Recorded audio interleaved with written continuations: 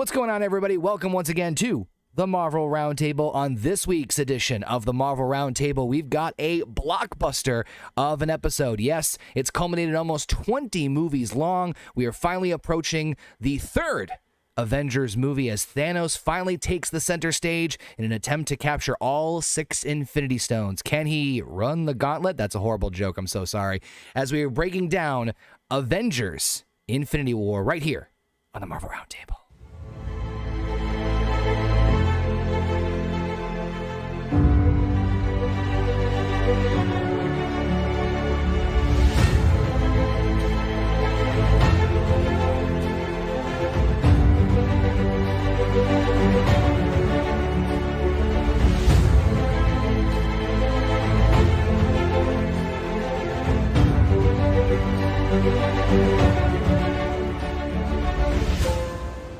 What's going on, everybody? It's yours truly, Conor here. Welcome back to the Horny Goat YouTube channel, the Horny Goat Podcasting Network. This is, of course, the Marvel Roundtable, the weekly show where we break down each and every single show and movie in the MCU. And boy, howdy, do we have a doozy of a one for you this week. It is the big one, or one of the big ones. It's the culmination of almost 20 plus movies throughout this entire series that we have reviewed. And yes, it is Avengers Infinity War, the third Avengers movie. That's going to be, this is going to be a long one. I'm just going to warn you guys right now. There's a shit ton to talk about. But first and foremost, I want to thank everybody who's joining us live here on the channel, youtube.com/hornygoat, and listening to us on your favorite podcasting platforms. You can listen to us on Anchor, Spotify, Google, iHeartRadio, and so many other platforms. But, of course, I am not alone. This is a roundtable discussion. And before I introduce the usual Horny Goat cohorts, I do want to welcome back friend of the show, friend of the podcast, and overall just good guy. He is on the Harsh Truth podcast channel. You can go check it out. Link is in the description here.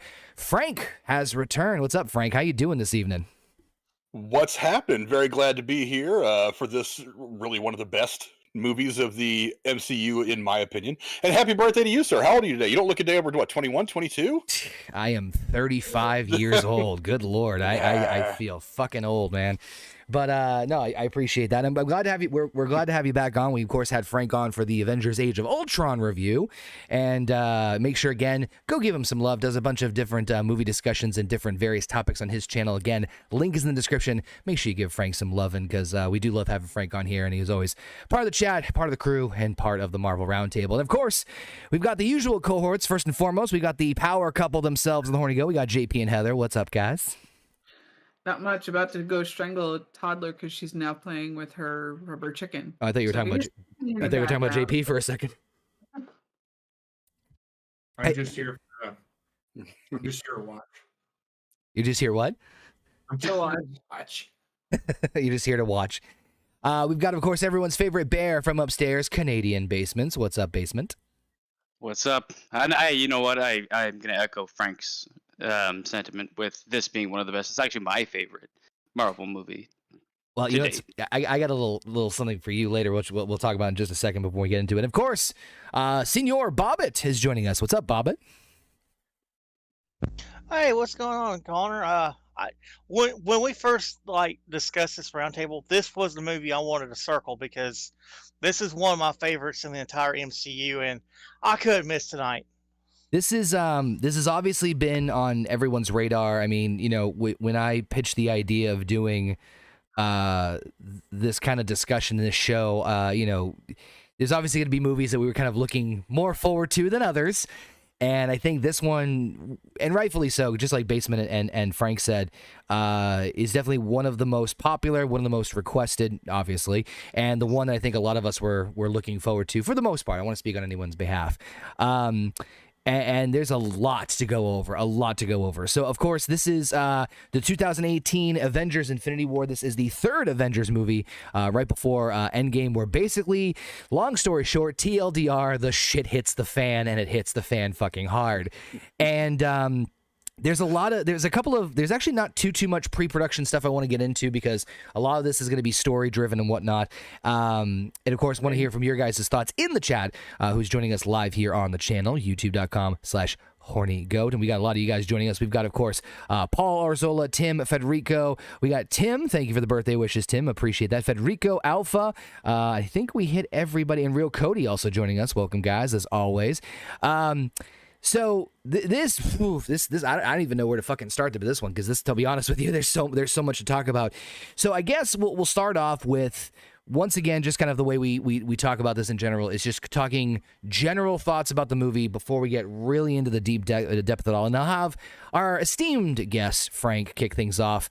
Frank, I know you said, like, you know, you were hoping to watch this before the stream, which it's all good. We all, craziness and lives always catch up with us. But you've obviously seen this movie multiple times. Was this worth like the 10-year hype that they were building this up for? Shaking the whole table. Oh, absolutely.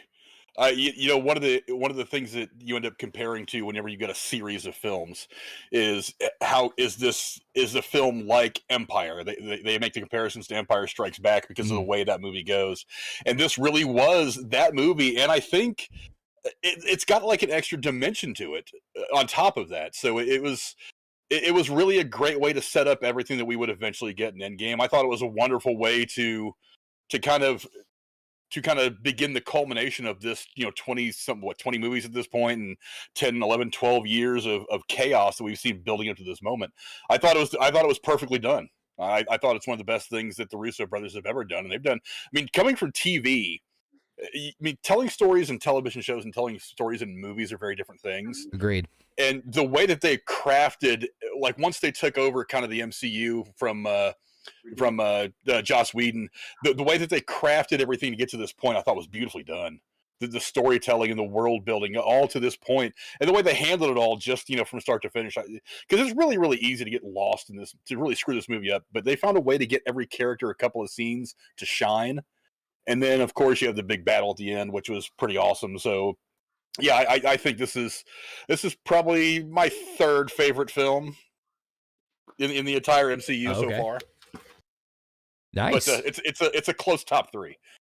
Yeah, I mean, I think when you're when and again, I don't want to speak on anyone's behalf here, but I think that when you look at all the MCU movies, this one does rank up there at least the top 5, if not the top 3. And it's tough because obviously we've talked about this before with other members here and everybody on the roundtable, as far as like the way that you would sequence, and everything's subjective, obviously, people's different opinions, but it's for the most part, and I don't want to speak on anyone's behalf, Infinity War is ranked pretty high up there.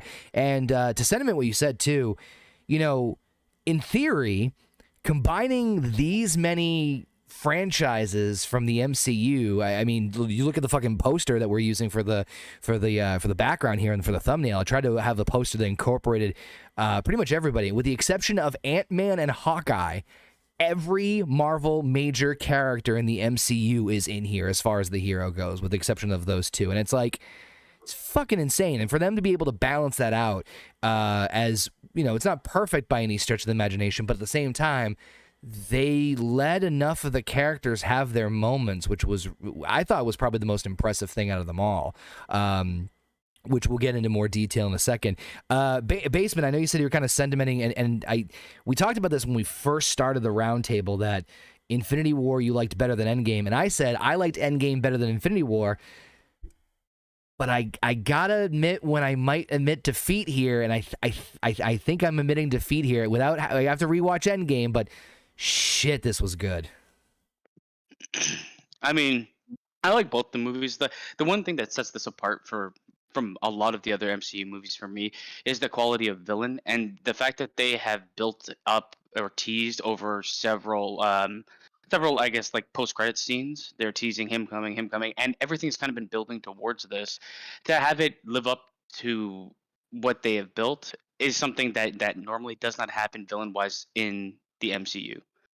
You've had some one-off decent villains, but this guy is 100% the best in this movie. I know it stretches over to Endgame, and they kind of retcon his character a bit, but that's just because it's a different version of him, kind of.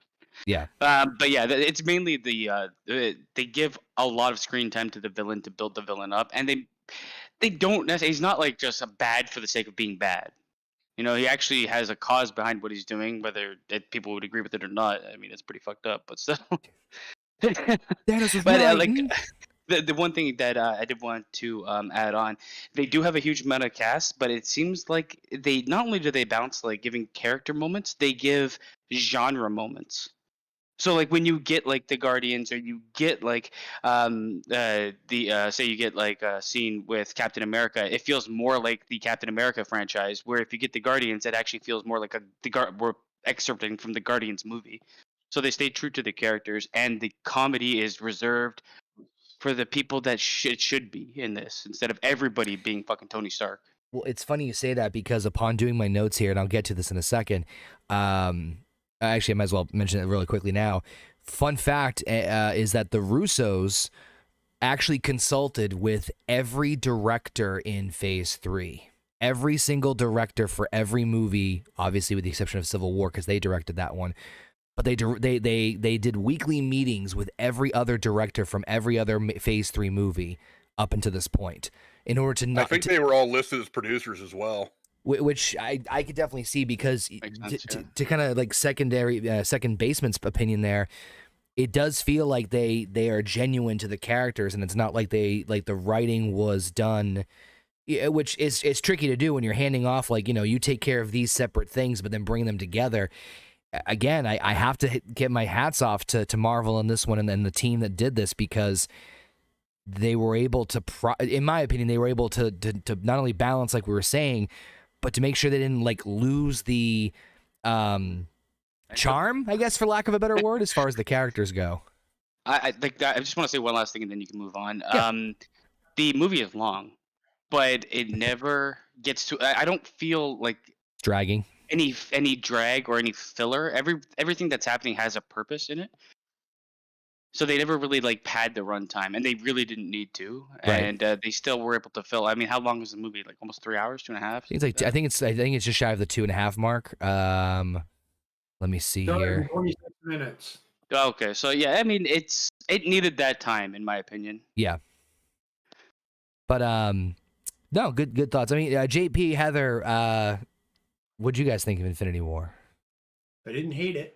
I'll tell you that much. Hey, we're making progress here. All right. That's what I should have put on my board back here. I should have put hashtag. I should have put the hashtag. There's still points in this movie that, again, you can say that, but it's not going to go without me saying I have, like I said, I've said it before, when I'm watching a movie and I see something, I'm going to point it out, and I will probably point a couple of things out in this. I didn't hate it. The movie went quick. Yeah. It didn't. Drag. I didn't hate it. That's So good. I did not hate it. I'll take it. I don't hate any movie. I dislike them strongly. What about you, Heather? For me, again, it's not one of the movies I hated. I preferred Endgame over this because it finally meant it was going to be over for a little bit as far as the Avengers go. Mhm. And hopefully quite a bit. But yeah, I didn't hate this movie, but it didn't hold my attention through the whole thing of it. She was up and down. So it's Middle of the road. enjoy a movie, it needs to hold my attention span. I mean, there is a lot going on, so I mean, I can understand that. What about you, Bobbit? He finger fucked Sally McGoo in the corner.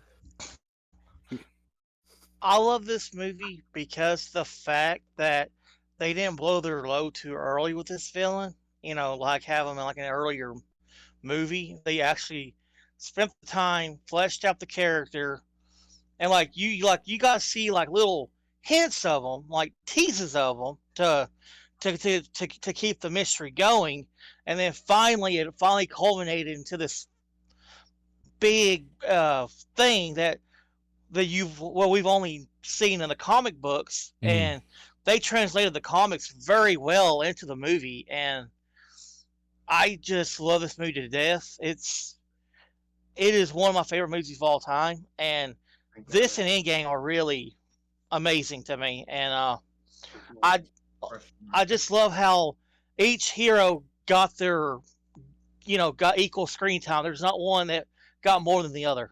That's not true. What you think? Captain America wasn't in it, but maybe 15 minutes.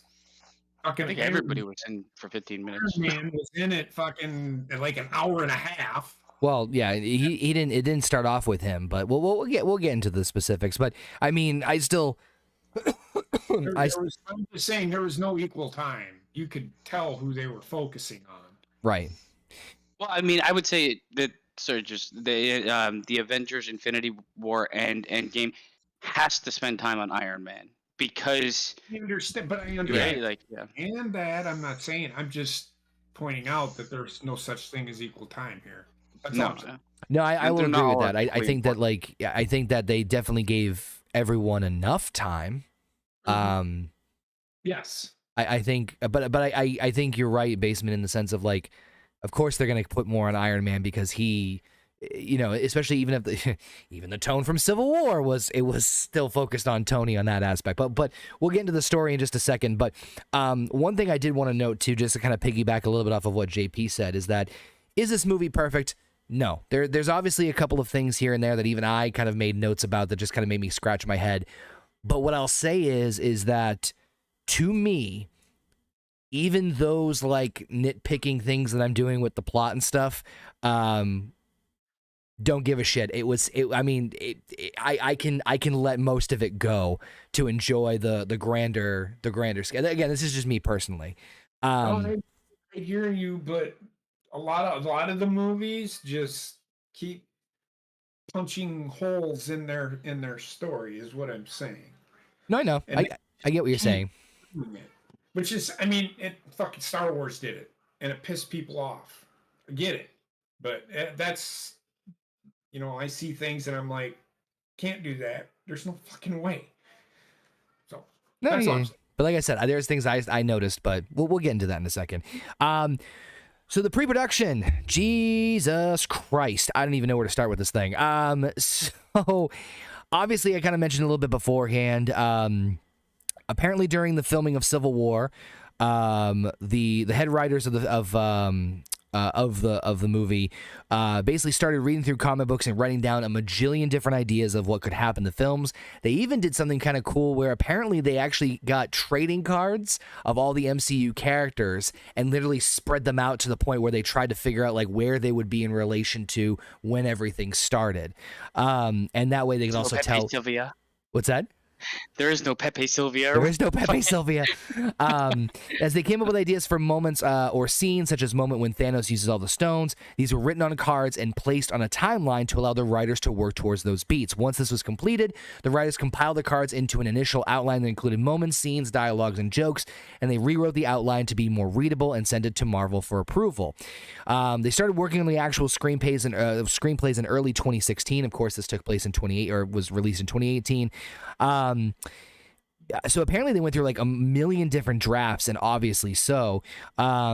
But as mentioned before, the Russos and the writers worked with all other Phase 3 filmmakers to keep the continuity, talking on almost a weekly basis. Doctor Strange director Scott Derrickson was kept in the loop on how Avengers films used Strange through his close relationship with Feige and Joe Russo. Derrickson discussed the plot of both Avengers films with Joe and gave him notes saying, this is why this is great, this is why this is the way to do this, and so forth, and no, this is why they'll never work.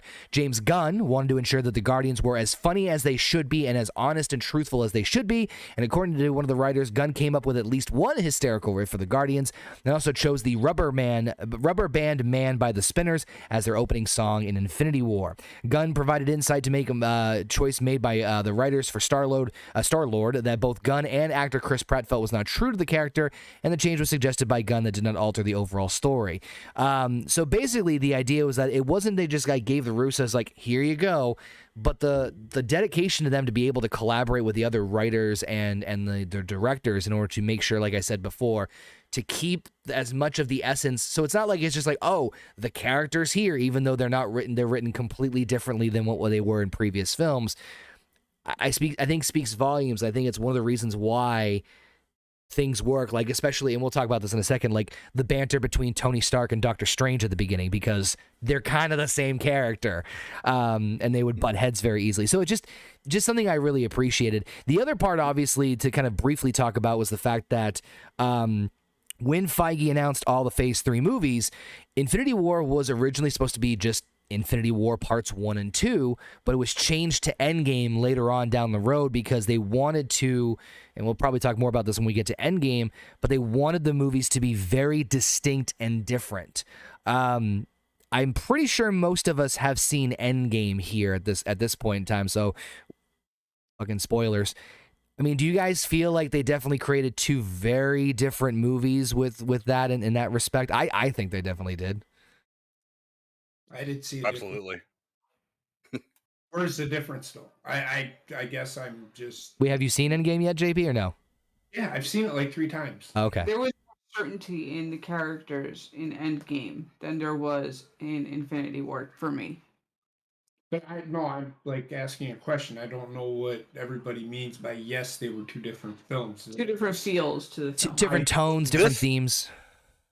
But I don't This agree. film was very much a standalone film for one character. That character was Thanos. We've only seen bits and pieces of Thanos throughout the MCU at this point, some Right. post-credit scenes, a little bit in the Guardian stuff. But this movie is all about Thanos' journey. That's okay. They could have called this, Thanos Part 1 or whatever the hell. They could have done that. But this movie is essentially a Thanos standalone movie. Right. And the Avengers themselves are backup characters. They're secondary. They're support characters. This is all about his journey from where he was to where he wanted to ultimately get to, which is getting the stones. That's one of the things that's great about this movie is they made the villain the centerpiece of the film, which was brilliant because A, this villain is badass, and B, you really got to put together his whole story with what's going on with the Avengers as a whole. So my next question is why even name it the Avengers? Because it is still an Avengers movie. Because it's an Avengers movie. I look at Infinity War and Endgame almost as one actual movie, and I know they're separated because no one's going to go to fucking watch a 5-hour movie. That's what I don't know. I would have. I'm sure that people would, but for making money's sake, you gotta split them up. Harry Potter, 18 fucking movies. I mean, an extension of Infinity War. That's why I'm not seeing. There's a different tonal feel between the 2 movies. The second movie, Endgame, is a comeback story. Yes. Yeah. Because when we get to the end of this film, Thanos wins. I mean, Thanos wins. There is no doubt about it. When this movie ends, this is its own contained film. I don't even see these. I think that's one of the reasons why they changed it from Infinity War Part 1 and Part 2 to Infinity War and Endgame, because these are 2 separate movies. This is not one continuing story that takes place over 2 films. Thanos wins at the end. When this movie ends, it's over. Thanos wins. And when you get to the next movie in Endgame, that's when you see kind of the comeback story of the Avengers. And Thanos is not the center of it. The Avengers are back to being the center of the story in that movie. I mean, to answer your question, JP, about like why is it called even Avengers marketing? Because they couldn't just call it like Thanos. They have to obviously use the marketing of like, oh, it's 10. I mean, yeah, because I remember we had this discussion when it came to Civil War. Well, is it a Captain America movie? I mean, technically it is a Captain America movie, but you can make the argument that it's basically Avengers 2.5, which is the running joke. But yeah, it's a lot of these Marvel movies are kind of it's milking the Avengers franchise. But before we get into the actual story, throwing this out there to everybody, and everybody in the chat too, because I did throw up a different poll this time, saying if you preferred Infinity War versus Endgame. Figured switch it up a little bit for people who want to interact. I'll throw this out there.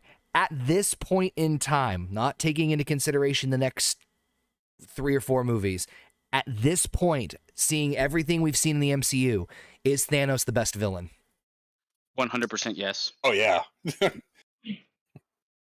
I mean, he seems like the big dog. He's also the most successful. Everybody else lost.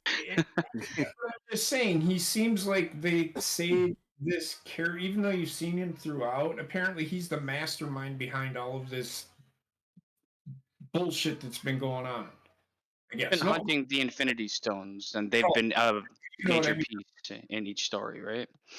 Huh? or at least it's some a piece in stories, not major piece. Yeah. No, what I'm saying is he's the one that is trying to collect the stones. So Yes. he is essentially sending these people out to get him the stones, and he'll kill them when he gets the stones. Yep. So yeah, Thanos would probably be the best bad guy portrayal wise. I think he's up there too. I think Brolin did a fucking. I mean, I gotta hats off to fucking Brolin. Yeah. Formidable. What's that? Ronan was pretty formidable. Ronan. I don't think anybody really holds a candle. It might like. I mean, no, I can't say that. I just like for the character being full CG for the most part. I know they did like face capture and stuff. For a full CG character, like that is a movie based on a full CG character in like where everybody else is pretty much a real person, except for Groot and the rabbit. You call him Rabbit now. Yeah. It's incredible to like see. Like not only Brolin's job, but the visual effects that went into creating that character. Holy shit, is it incredible? Yes. I think it might be the best visual effects facially I've ever seen on a character. Hands down, I 100% agree. I mean, I was actually trying to think about this because I mean, despite even taking away his like the fact that he succeeded, because obviously that's a major part of being a good villain is he's actually successful.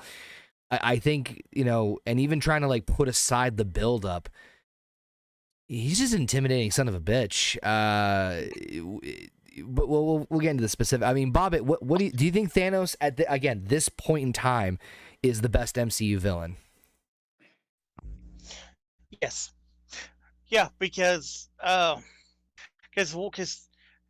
where they took so much time with it, he felt like a bigger villain than most other villains that we had in the MCU, and even now we're still wondering what Thanos type, villain that's in the future for the MCU. Oh yeah, I could go on forever about that. We've had those conversations. Yeah, It's me a point of frustration for me. Me and Basement have been like choking each other at the throat discussing this for hours off air, but we'll that's another story for another time. But that being said, let's get right into the plot and let's break down Infinity War. So when I say the shit hits the fan in this movie, they do not waste any fucking time, as the opening scene is Thanos and the children of Thanos, Proxima Midnight, Ebony Maw, Corvus Glaive, and Cole Obsidian, have attacked Thor's Asgardian ship in search of the Space Stone, which he believes is housed on the Tesseract that Loki stole right before Asgard's destruction, coming right off of the heels of Thor Ragnarok. And I did mention this before we got on here, with me switching up the order of us watching the movies, with, in the orders in which the movies were released, Thor Ragnarok came out, and then Black Panther came out, and then Infinity War came out. And I don't know about you guys, and I know Frank hasn't watched some of these movies in a bit, but I'm telling you, rewatching it and watching Thor Ragnarok and then this, it just made everything that much more bigger stakes, and it really, it to me anyway, it gave more weight and more impact to like, oh shit, this is all happening now. Yeah, should have been reversed to the order of those two movies. But of course, with Thanos already possessing the Power Stone after decimating Xandar, Thanos' army swiftly defeats pretty much most of the Asgardians on the ship. But after a futile counterattack from Thor, we do see this wonderful scene where Thor gets basically knocked down. He's getting dragged as Loki is about to hand over the Tesseract, and he says, "Well, for one thing, I'm not Asgardian, and for the second thing, we have a Hulk." And Hulk storms up and basically barrages Thanos, goes after him for a few moments, and then the children kind of wait and say, "Let him have his fun," with Ebony Maw saying, "Let him have his fun." And Thanos beats the shit out of Hulk. And not just wails on him or just overpowers him, but if you watch him, he precisely strikes and hits him in all the right spot, like a calculated warrior or tactician, and then tosses Hulk down. Not seen that in anything so far in the MCU. So between the combination of we just killed all these Asgardians, Thor's knocked down, and now he just pretty much single-handedly took down the Hulk, it's definitely the shit hits the fan feeling. Hulk gets taken out. Thor, in a last-ditch effort, I believe he telepathically communicates this to Heimdall, as Heimdall is still alive, and he transports Hulk right off the ship, presumably sending him to Earth. We know he's going to be sent to Earth, as Thanos ultimately kills Heimdall in as a last-ditch effort to wipe out. What's that? So why did he send Hulk? How did he? Why? No, why? Why wouldn't he send anybody else? Why wouldn't he To send? warn them that Thanos was coming. Why, okay, got you. But why couldn't he do that with Thor? Thor was, He was I think Thor was pinned down at that point. I think he was trapped with the steel.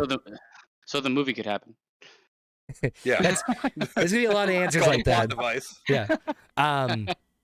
I think that was probably the reason why, because I think Thor was trapped at that point. He was strapped in the steel, and Thor asked Heimdall to send Hulk.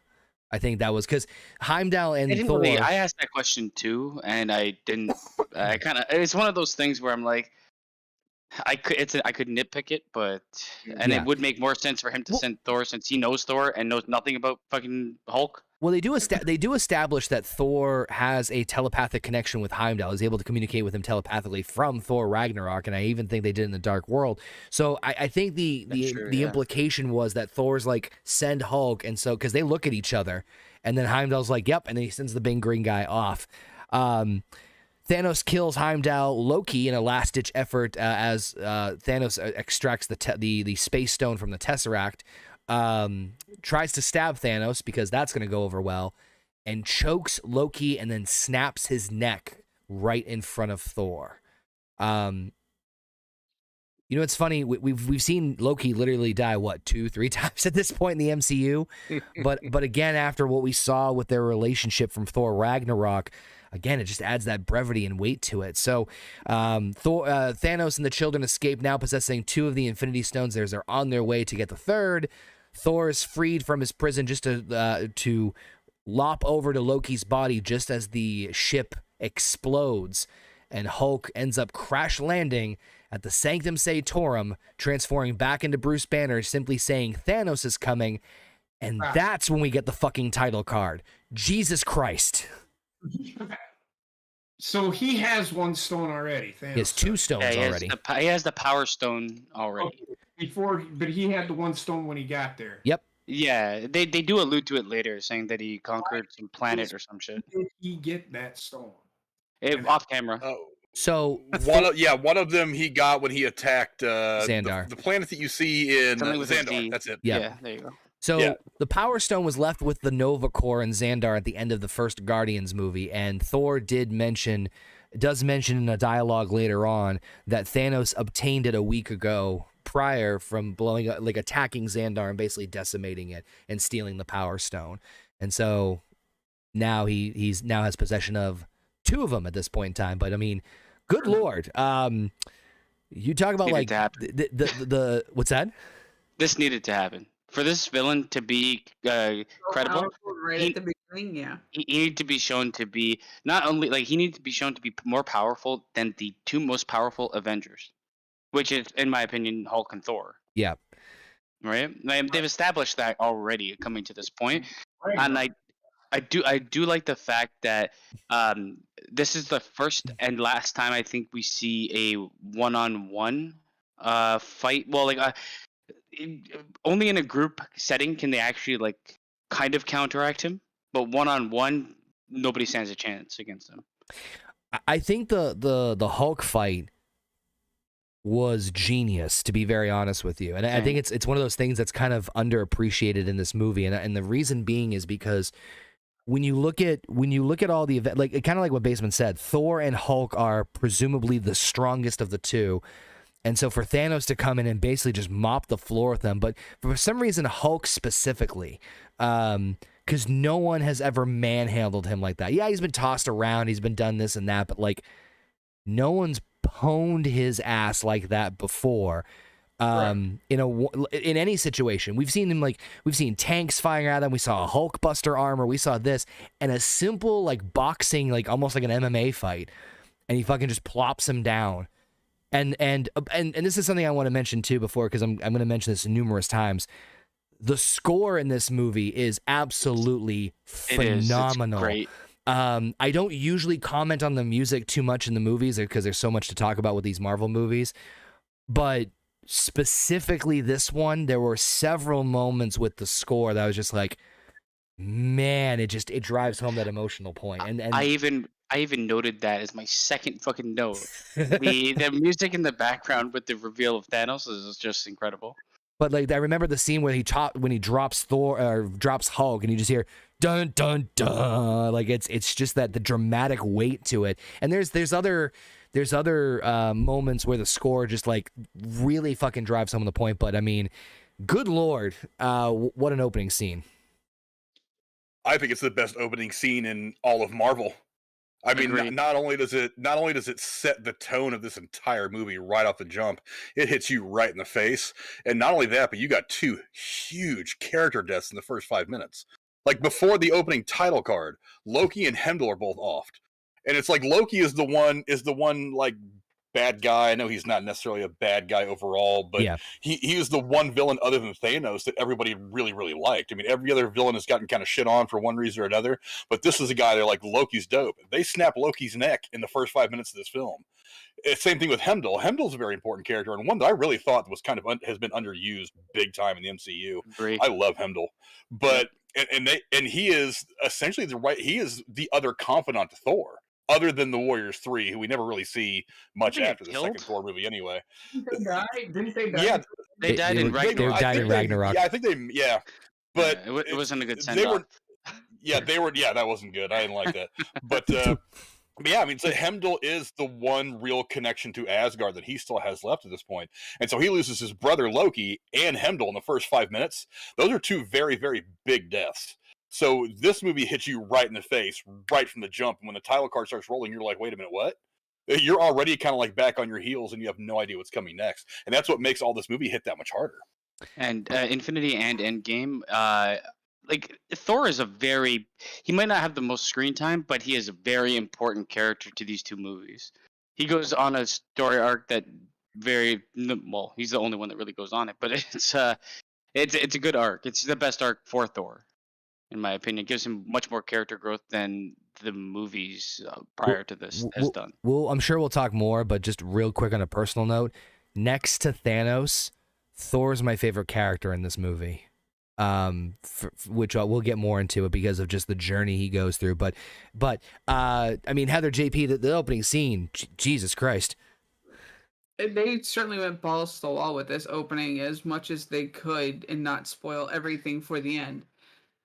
They front loaded it, but they front loaded it the right way, in my opinion. I didn't hate it. Listen, I'll take any I didn't hate it from JP's at this point. I thought you'd love it because in the first 10 minutes, people died. Yeah. I mean, the body count in the first 5 minutes alone is half of what's left of Asgard and Loki and Heimdall. Yeah. Yeah, no, they died first 5 minutes. Formula, you know it. The JP formula. It's just, I didn't mind it. I mean, it did establish Thanos. This is why his portrayal to me is probably the best in the universe as far as bad guys go because of what he did in the beginning. I can't disagree. He has no total blatant He has blatant and total disregard for anybody else but himself.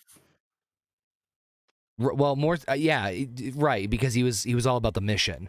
I mean, we'll get more into this in a second, like later on, but like it's at first you're like, yeah, he's all about himself, but then we see he's kind of turned into this like somewhat self-righteousness. But we'll get into it in a second. Bobbit, I mean, what'd you think of this opening scene? I mean, everyone's dead. Pretty much everyone is dead at the beginning of this thing. Yeah, it's funny because when I went and see this in the theaters, you know, the beginning of it told me this was going to be a completely different movie than what I was expecting, and in a good way too, because I'm used to movies where the Heroes Goes. always won, but at the beginning of the and not only that, but good God, I didn't know if anybody was going to be left at the end of this thing. I mean, it is it is insane. I mean, and I think I agree with everybody in terms of the sentiment. Like, wow, this really set the tone for the entire movie. That's why it's my favorite fucking movie, because it doesn't follow the fucking prototype formula that they've built through the last 20 movies I've watched. Yeah, right. And shout out to, of course, Megsy and Crazy Blade in the chat joining us. Thank you all for coming in here, and we'll be reading some of your comments in a second. So, yeah, Paul said something that's you might want to point out. Yeah, let me take a peek here. So, who's this Canadian basement guy? Fuck that. Let's see. Megsy saying this one's hard for me. Loki dying is what hurt the most. I mean, like we were saying, like Frank was saying earlier, he is the most beloved. Well, I would say he's probably the most beloved villain or anti-hero, whatever you want to call him at this point. And like I said, with the relationship that we saw really blossom in Thor Ragnarok, I think it really kind of drove it home. Paul Arzoli says that Hulk being sent to Doctor Strange scene is an homage to Silver Surfer being sent to Doctor Strange in the comics, and since they couldn't use the Silver Surfer. Very true, Paul. Good catch there. Megsy saying Loki's my favorite, so I was never going to take it well, but on that note, poor Thor. Basement hashtag poor Thor. It rolls off the tongue. I mean, it does. If my brother died, I would have also gained 200 pounds and live off beer. I mean, we'll get to that when we get to Endgame. But I mean, yeah, and again, this is one of the reasons why I wanted us to watch Thor Ragnarok first before getting into Infinity War, because I figured it would just make this opening part that much stronger. So as mentioned before, Hulk crashes in the Sanctum Sanctorum and reverses to Bruce Banner, who informs Strange and Wong about Thanos' impending arrival. Anybody else think that Strange should have known who Thanos was? Yes. All I heard was Strange Wong. Fucking fantastical creatures that are part of the Marvel universe. He should fucking know about Thanos. Who? Doctor Strange. Yeah, that's where one of the problems that I have. With the But like, why would he know? Because in theory, he would know about all potential threats. Well, yeah, that's a tough one. He even actually uses those words. He even actually uses those words talking to Thor when he's talking about, I'm keeping an eye on your brother Loki. I'm keeping a track on, what is it, the interstellar threats or something like that. Yeah. So why wouldn't he have had some kind of knowledge? That's something that's always kind of stuck out to me too, but whatever. But I mean, he would know about Loki because Loki was present on fucking Earth. Yeah, there's a historical track record. Does he have the ability to like traverse the fucking universe by himself? I don't know. I'm actually asking. Like, I have no idea. No, yeah, Doctor Strange. Like, how would he know about Thanos? Jumping fucking dimensions in a fucking movie. I'm pretty sure he can fucking do that. I mean, it makes more sense that he does know that Loki exists, because there's obviously like data. Loki's known and, to everybody, right? So, but I'm I'm nitpicking here. But anyway, Strange ends up and Banner contact Tony Stark, and who is, of course, jogging through the park, realizing that he is not, even though he's gotten rid of most of his armies, he's still keeping a little piece of himself left, just in case of any emergencies, even alluding to the idea that Tony had a dream that him and Pepper had a child together named Morgan before he's interrupted by Doctor Strange and Bruce Banner. At this point, they all basically recluse back to the Sanctum Sanctorum, where Strange and Wong go over a brief history of the Infinity Stones, the 6 singular crystals, and kind of expository. And this is basically the exposition piece, where Bruce and Strange kind of explain to Tony exactly what's going on, what the deal is with where these stones are, showcasing that, of course, Strange has the Time Stone, that Thanos already has the Power and Space Stone, and that...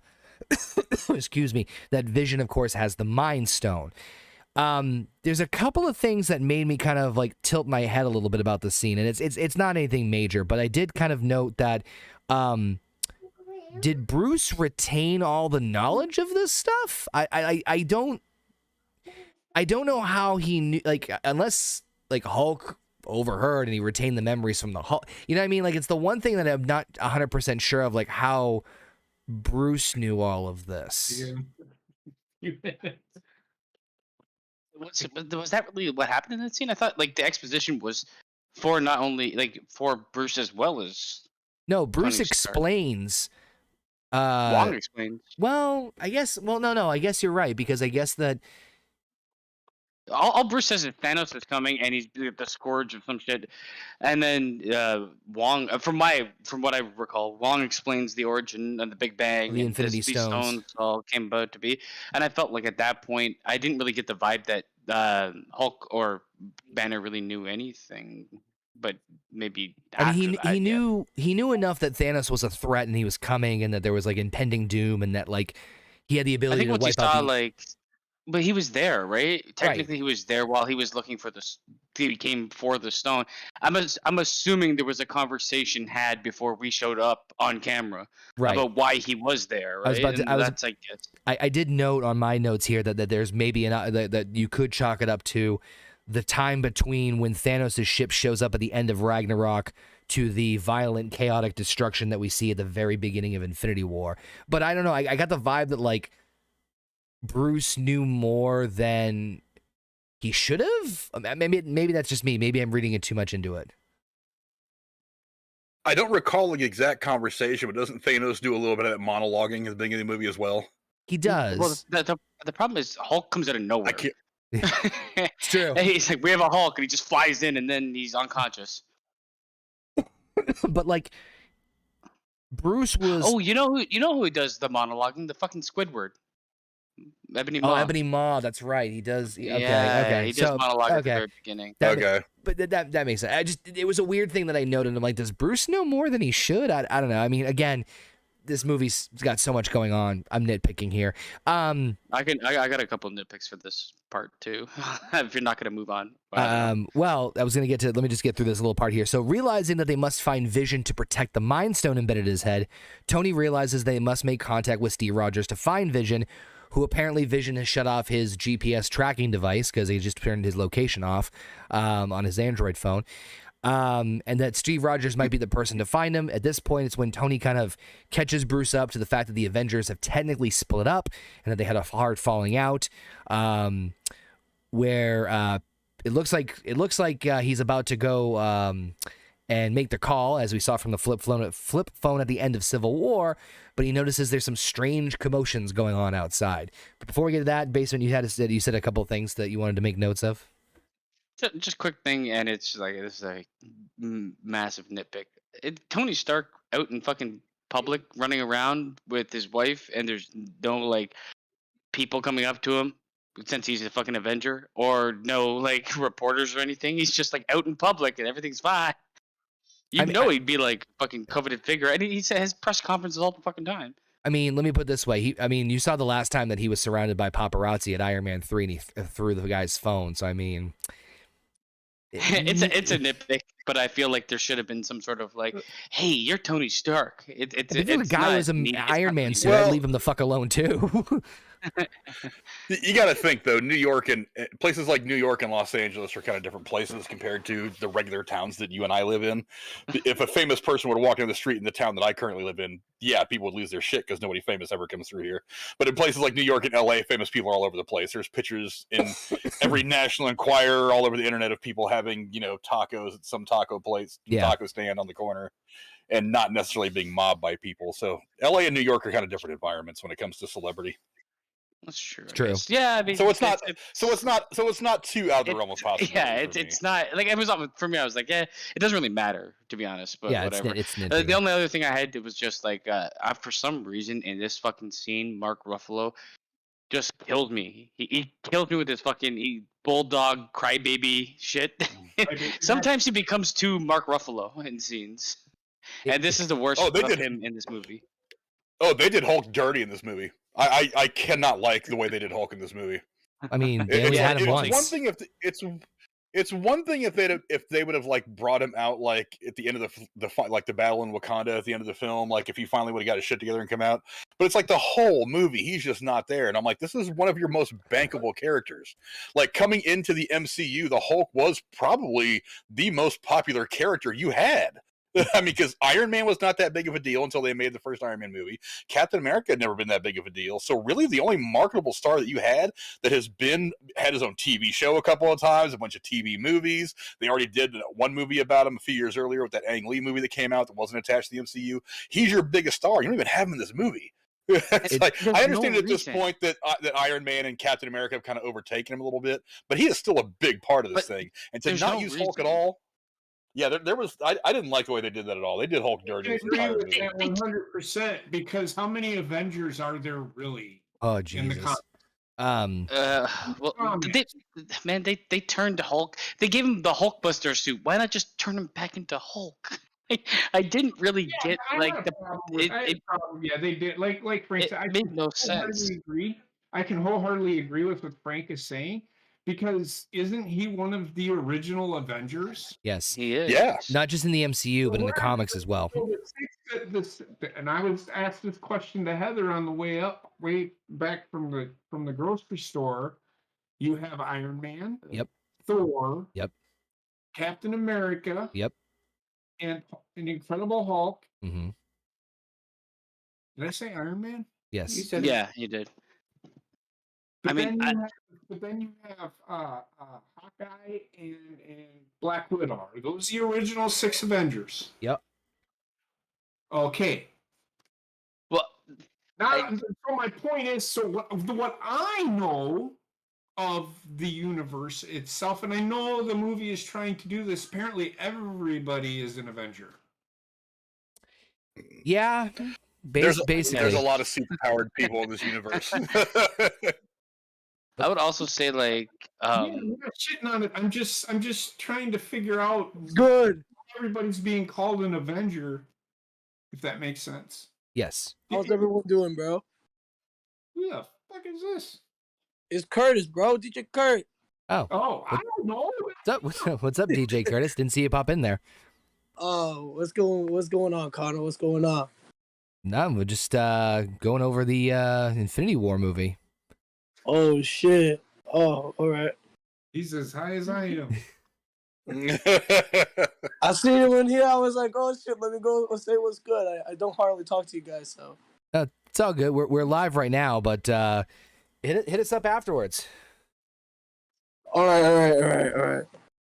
No worries. Nice little surprise there from DJ Curtis. All good. What's up, DJ Curtis? I wanted to say like the Hulk thing. They don't. Correct me if I'm wrong. They never they never really actually explain what the fuck's going on. So basically, doesn't want to come out, and that's it. Well, okay. So I actually have some light to shed on this since we're fucking. We might as well talk about this part now. I do agree that Hulk was done dirty. In fact, there was even a tease of a scene with Hulk in the trailer. We talked about this with the Thor Ragnarok, where they did like there's a scene where they're all running through the forest and Hulk's in there, even though that scene never fucking happened. It was like a fake trailer moment. That being said, there was supposed to be a scene where that showcases how Ruffalo and Hulk became Smart Hulk instead of just glossing over it. But yeah, I do agree with you guys that I feel like Hulk got kind of screwed over in this one. And Frank, you're absolutely right. We actually talked about this when we did the Incredible Hulk MCU movie, where it's like next to Spider-Man, the Hulk was probably the most popular Marvel franchise before all this shenanigans go through. And it is surprising that they kind of like, you know, on one hand, I applaud them for trying to do a somewhat different story and try to like have him have a quote unquote arc, but it just never stuck it never stuck the landing the right way. Yeah, I can agree don't with understand that. why they did this. Like I said, it doesn't make any sense if they're just gonna put him in the Hulk Buster armor anyway. I think they was trying to like, I don't know. Well, we're still gonna make you Hulk for some like Yeah. it just it all would take is a scene. It would take one scene for him to like overcome whatever the fuck's going on and give us a bit of explanation. But that didn't happen.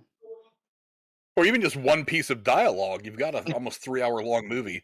You couldn't put like one brief, like 35-second long conversation between Banner and anybody else.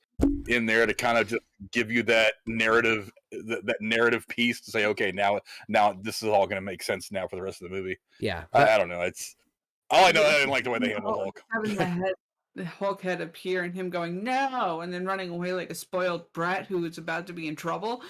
It doesn't fit. It just ruined the character for me. if you look online, you can see the pre-production deleted scene where essentially there is an internal dialogue conversation between Banner and Hulk in Banner and Hulk form, where they're trying to figure it out, and it kind of addresses a little bit of what they teased in Thor Ragnarok. It's actually funny because me and Basement were talking a lot about this with Thor Ragnarok about like, whether or not they should have spent more time on Banner and Hulk as a character and fleshing that thing out more. So yeah, I on one hand it's like, oh okay, there's a reason behind it, and there's a reason why they're kind of going this direction, but they really botched the landing, and I'll talk about this more when we get into Endgame. But no, I'm definitely on the same page with you guys on that one. So at this point, Tony's ready to call Steve Rogers, but then he realizes there's some commotion going on outside.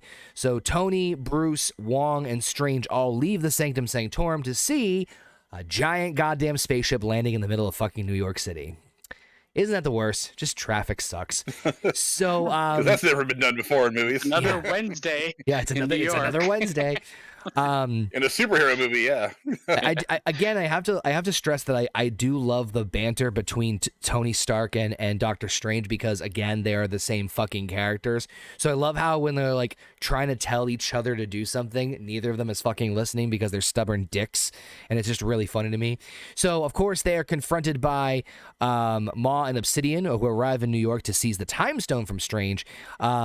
And of course, they do this fun little banter back and forth where, as we mentioned before, Banner's trying to transform into Hulk, but Hulk ain't letting it happen. So Tony, of course, reveals his new suit that is made out of nanotech with some new little tidbits and new little gadgets. And something I think I pointed out before, but I think this is now a good time to mention it. Someone has mentioned before, and it's been mentioned numerous times on the internet too, that if you look at Tony's suits, they are constantly evolving from the last movie, usually pertaining about an issue or something that came up from the last one. So the last time that we saw Tony in bigger action outside of the Spider-Man Homecoming movie was Civil War, where Ant-Man infiltrated the suit and was able to get into it, which the nanotech kind of eliminates that issue. It also showcases a new wide variety of different weapons and offenses that he's able to do, including like shields, swords, energy beams, and all sorts of different things, which was really, really cool. So of course, Wong instantly transports Bruce Banner out of the harm's way through the park. We see some more chaos and calamity ensue between Tony, Strange, and Wong as they're fighting him off. I personally love the fight between Ebony Maw and Strange, as short as it was. It was kind of cool to see, and actually a good magician taking on or wizard taking on fucking Doctor Strange as opposed to fucking the villain from the first one. And then, of course, as more chaos and calamity ensue, Spider-Man joins the scene as Peter Parker catches wind of, the giant fucking spaceship in the middle of New York. And of course, that's when we get our Stan Lee cameo where he's like, hey, haven't you seen a fucking alien spaceship? Which, who doesn't love a good Stan Lee cameo, especially that one?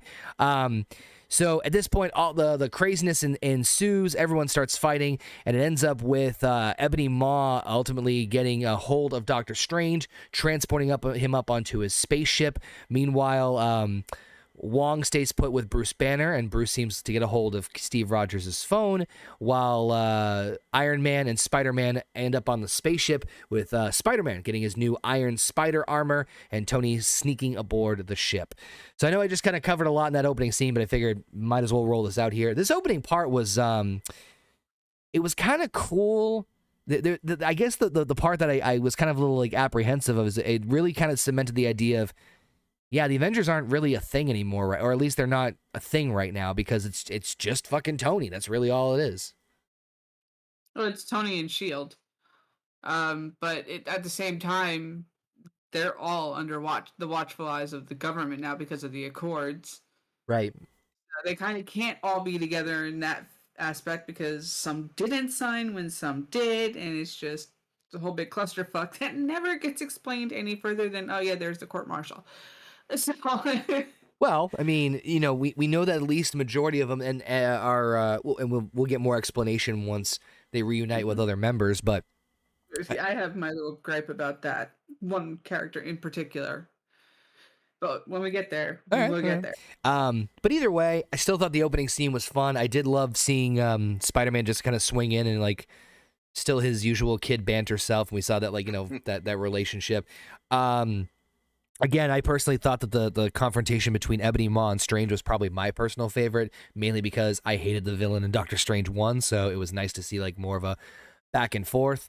Also, Ebony Maw is essentially Doctor Strange, just bad. Yeah, basically. Yeah. You know what I mean? I mean, the one thing I will say for this, I'm so glad that they gave Thanos henchmen, not just like the 6-arm guys that come later on, but actual henchmen. Yeah. It could have been a bit better if they were, I guess, fleshed out a bit more in earlier movies. But it's okay that they were. Oh, I can tell you they are nowhere near as badass as they are in the comics. Yeah, I feel like a lot of the really hardcore comic book people were a little, not so much, but they pointed out the fact that that his crew, that Thanos' whole crew was, while they were not underpowered, they were not utilized as much as Thanos utilized them in the comics. That they were very secondary. Yeah, I would say they did that. I mean, they were still pretty badass, but they did that in favor of selling Thanos as the big bad. I think if you spent a lot of time building up the henchmen, then you would. For me, I would have appreciated it more, but it might take away from the impact they wanted Thanos to have in this movie.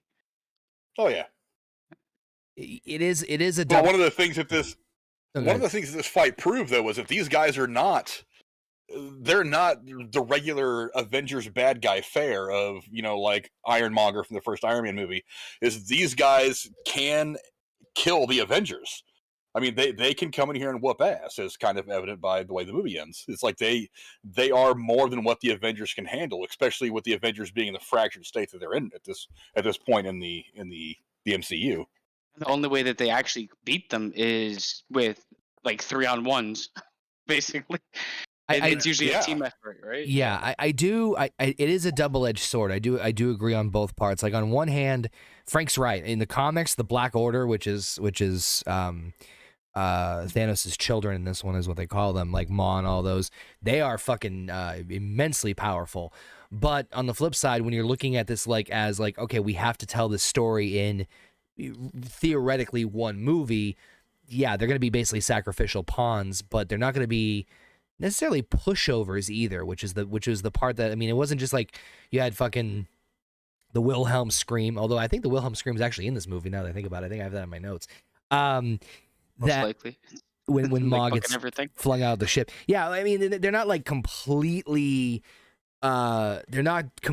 squashed, but it's a tough balancing act because it's like, yeah, like Baseman said, you have to have these like generals that are basically sacrificed to really more promote the importance and the tenacity and the fear of Thanos, the looming threat, the puppet master. Looks like a ball. But what about you, Bob? What did you think about the opening part with Tony versus, what is it? Tony, Spider-Man, Wong, and Strange against Maw and the other guy. We're good.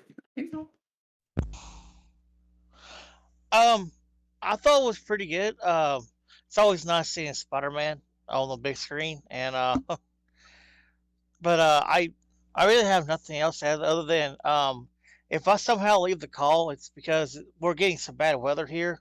My internet so sucks. that's what's going on. All right, no worries. No problem. I did want to mention to like the henchman's point. Would you think it'd be better if they had showed up in previous movies and gotten away, or had like been featured in some way where we saw their power and that way the threat was that much worse? Maybe one or two of them, and not all of them. No. But I would say like the female one and the Ebony Maw. Like Collector from Mortal Kombat. Yes, yeah. I think it would have helped. I mean, I would have. How do I say this the right way? I would have done it more like along the lines of a mid-credit or post-credit scene where it's like, for example, I mean, Ronan's different because I would have had like Ronan or someone like Ronan answer to one of them versus Thanos directly. But I know they were trying to like build up Gamora's and oh my god, Nebula. thank you. I couldn't think of her name. Nebula's relationship with Thanos. So it's kind of that one's kind of tricky. Plus, I just had a shot of vodka, so bear with me. But I'm gonna say in the Doctor Strange movie, it would have been nice to see Ebony Maw in some way, because the bad guy that they have is kind of like the actor's great, but it's not great. Yeah, I mean, a couple more teases wouldn't have hurt. Yeah. But wouldn't have gone as full blown with it. But no, I see where you're going with this. But yeah, no, I mean, other than that, I mean, JP, are there any other comments on the opening part here with this craziness that happened? I love that you see that you get the sense of the spider sense with Tom Holland when it shows his arm hair standing up on end. Oh yeah, the Spidey sense, or as he later calls it, the Peter tingle. Over his shoulder and Yeah, I like Ned. I need a distraction. We're all gonna die. Yeah, that was actually pretty fucking funny. I did chuckle about that. I will also say, like, and I'll say this multiple times moving forward, the fucking visuals in this movie are astoundingly good. The CGI and everything that they do is very. It's probably the best to this date. It's the best looking, and I think it's probably on par with Endgame. I can't remember if Endgame is as good or not. I have to rewatch it, which I will. Well, here's a fun fact. As everyone goes, you do find certain it's just like, oh yeah, that's CGI. Yeah. What were you saying, Bobbit? It was this movie that sold me on 4K. I mean, I can see why, especially with all the action scenes and stuff coming up. I could definitely see that.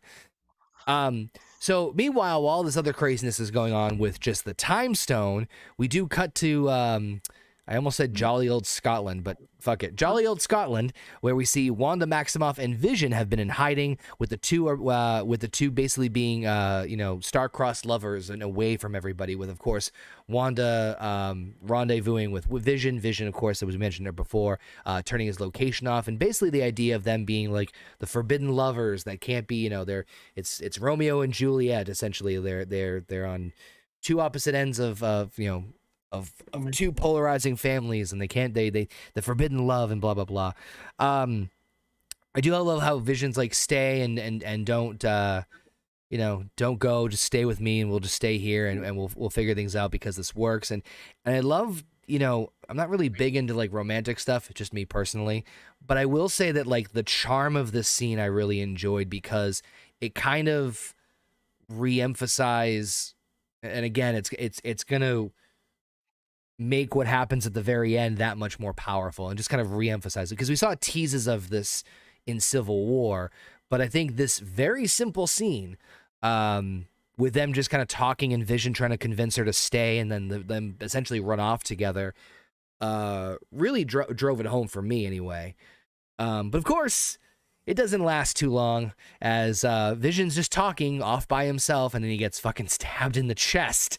As, of course, we do see that Midnight and Glaive attack and ambush him, trying to get the Mind Stone. We see Wanda try to hold them off using her chaos magic, although it's not chaos magic at this point in time. But Vision is immensely damaged, which I guess the blade thing being like a major, really incapacitating does kind of make sense, because they didn't want like, again, another super duper powerful person who should be able to basically squash these guys with one flick of his thumb, take them out so easily.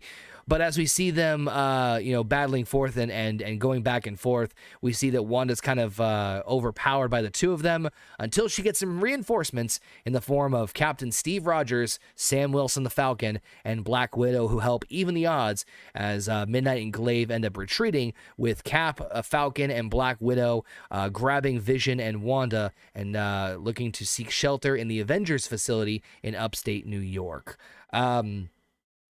I mean, again, quick, right to the point. They fucking the Black Order is not fucking around here. I love the idea of making Vision vulnerable right from the jump. He's smart. Because he's one of those characters. Yeah, it's one of those characters where you like, from what we've seen of him so far, any threat that they can face, he just shoots that little forehead laser out and cuts him in half. Yeah, like Superman using his heat vision or something. So damaging him to that point and making him very vulnerable and taking him out of the equation is key to us going through the story and not saying, why doesn't Vision just go out there and do his thing? Because he's busted, he's broken, he's been very badly injured. Yeah. I thought that was, I mean, again, you could kind of nitpick about the blade thing, but I didn't give a shit because I understood bigger picture, like you said. Yeah, it makes sense that they would incapacitate Vision like that because otherwise you could just be like, oh, no, bing, you're dead. No, I think, and I don't know if I'm looking at my notes, we might have skipped past the scene. Which one? Which one did I miss? The Guardians of the Galaxy? No, that's I have that. I have that one next. Why the fuck did I write them in reverse order? It's okay. I might have. You know. As long as we touch on it, whatever. You can there are three. There are like three things going on at once at this point in time, so it's understandable that there's like stuff all over the place. But I do like what they do with these two characters because they both needed direction after what happened, and they kind of do tease it. And like I'm with you. I'm not like a huge. I think last time we had Frank on here, we were talking about the sun's going down, fucking bullshit. This is done much more respectfully, I guess. Yeah, and less like it's charming. All of a sudden, I enjoy it. Yeah, and it does put there's weight being put on this for a reason that we get to later on. Right. But it was a good scene. The best Captain America is fucking bearded Captain America. Let's be real. Yes, it is. I like that grizzled, dark, dirty uniform, worn out, the stained stars Captain taken America. off. I like that Captain America. Oh yeah, yeah. That was one of the great wardrobe choices I like about that. Is that it's how that reflects kind of his damage and everything that he's been through over the course of his particular story arc. Yep. That's a beautifully made choice for his wardrobe, I thought. Same thing with the Avengers patch. If you look, the same thing is with the Avengers patch because he originally had the Avengers logo on the side sleeve of the uniform, but that's also obviously been ripped off. But yeah, no, I mean, I particularly like this. I do. I also did like the little nod of like, you know, Vision's asking him to stay, asking Wanda to stay, and then all this shit hits the fan, and he tells her to leave, like, save yourself, and she's like, but you just asked me to stay. I'm like, fuck that. Yeah. All right, I'll give you that line. I'll give you that fucking line. God damn it. I will say the enemy ships look like giant cock rings. They do. Not my own personal choice, but you know. Well, I mean, hey, maybe Thanos is sporting the heavy stuff. I mean, he's got the Infinity Gauntlet, you know. He's like 12 feet. He's like, the first time I snapped it, I asked for a gigantic penis. Now it's about killing half of everything. Yep. JP Heather, what'd you thought about the scene with like Wanda, Vision, and then Cap and everybody coming in for the save? It was a needed scene because they brought up the fact that Vision was separating himself and basically putting himself in his own private lockdown. What? To get away from everybody. I also say he's like the most expensive sex doll in the world. Agreed. He is mostly vibranium. Yeah, but then it comes back to the reveal of Black Widow and Captain America, and seeing Black Widow with blonde hair and basically whispering through this whole movie. Oh god. ARC. I think she had like 4 lines in the entire movie. Yeah, I think you're right. I think she did have only like a few lines in this thing, but No, even so, at that point, every time she spoke, is oh, hi. What happened to you? that's the spy in her. Excuse me? Yeah. He's trying to do that raspy, sexy voice, and it's like, hi. I mean, That's not raspy or sexy, JP. I mean, he does it. No, it was a good scene. I think I did like the introduction. I don't like the fact that they bodied the goblin, who was the wrong color. Shut up with face, Conor. We're really gonna get into this again? No, I do not have the time to get into this goblin bullshit. With this scene is you don't hear them coming in, but you hear them fucking leaving. Mm. Story of my life. Yes, I did. I did kind of find it also very interesting that, and I know Wanda hasn't really unlocked her full potential yet as the Scarlet Witch, but I do find it interesting that like you literally have two of the most powerful Avengers next to Thor and Hulk, even though Thor and Hulk were like the physically strongest, but Wanda and Vision being the two most powerful, and you have Captain America, Falcon, and Black Widow saving their asses. And again, I understand that Vision's incapacitated and Wanda hasn't fully embraced like her full powers yet, but just something I found very interesting. I think it's because the three are like they've already been shown to work as a team together, Right. and they have been together since then, probably working as a team. Yeah. So the cohesiveness. I literally mean, like, you couldn't hear like Black Widow and Captain America. You didn't hear them come in, but then they go run around the corner. You can sure hear that fucking jet taking off. They had the jet parked right in the middle of the fucking highway. Right. Yeah. What? No traffic, no nothing. No. He just showed up standing behind a train. Yeah, how did he not like? Was he on the train? Was he like? Did he like? He was in the jet. No, but like somehow. you would have seen him coming in from the other side. I'm thinking way too much about this part, but anyway, still There love was a the cutscene of him running Clearly, down the he's stairs. also a ninja. That's why he's got the darker uniform. Yeah, This is one of those flaws in the movie that I seen. It's a nitpick flaw, I get it, but come on, nobody's that damn stealthy. Well, So at this point, they all travel to the Avengers facility in upstate New York, where they meet up with none other than Colonel James Rhodes, who is once again mobile with bionic leg braces after, of course, the events of Civil War. They all collectively get together. I do love the scene where you see basically Rhodey is talking to Thaddeus Ross, or Thunderbolt Ross. what a name. What's that? Thaddeus Ross. Yeah, Thaddeus Thunderbolt Ross. About what to do since now Tony has been reported missing since he's now on board the ship. And literally Rogers shows up and they have like a very, stern confrontation. He's like, we're here to help because, your number one protector's gone. And he's like, arrest them. He's like, will do. And then like basically swiped left and said, fuck you. He's like, that's a court martial. It's good to see you guys. With Bruce not too far in tow behind them. So now they're all getting together, trying to figure out a way to do this and trying to figure out what they can do, with Bruce explaining that obviously Thanos is looking to come after after Vision's Mind Stone. And they ultimately decide that there's a way that, okay, well, maybe, Vision's made up of more than just the Mind Stone. He's made up of all these different aspects. Maybe there's a way that we can remove the Mind Stone from Vision, still keep Vision intact, and then destroy the Mind Stone once it's removed from him.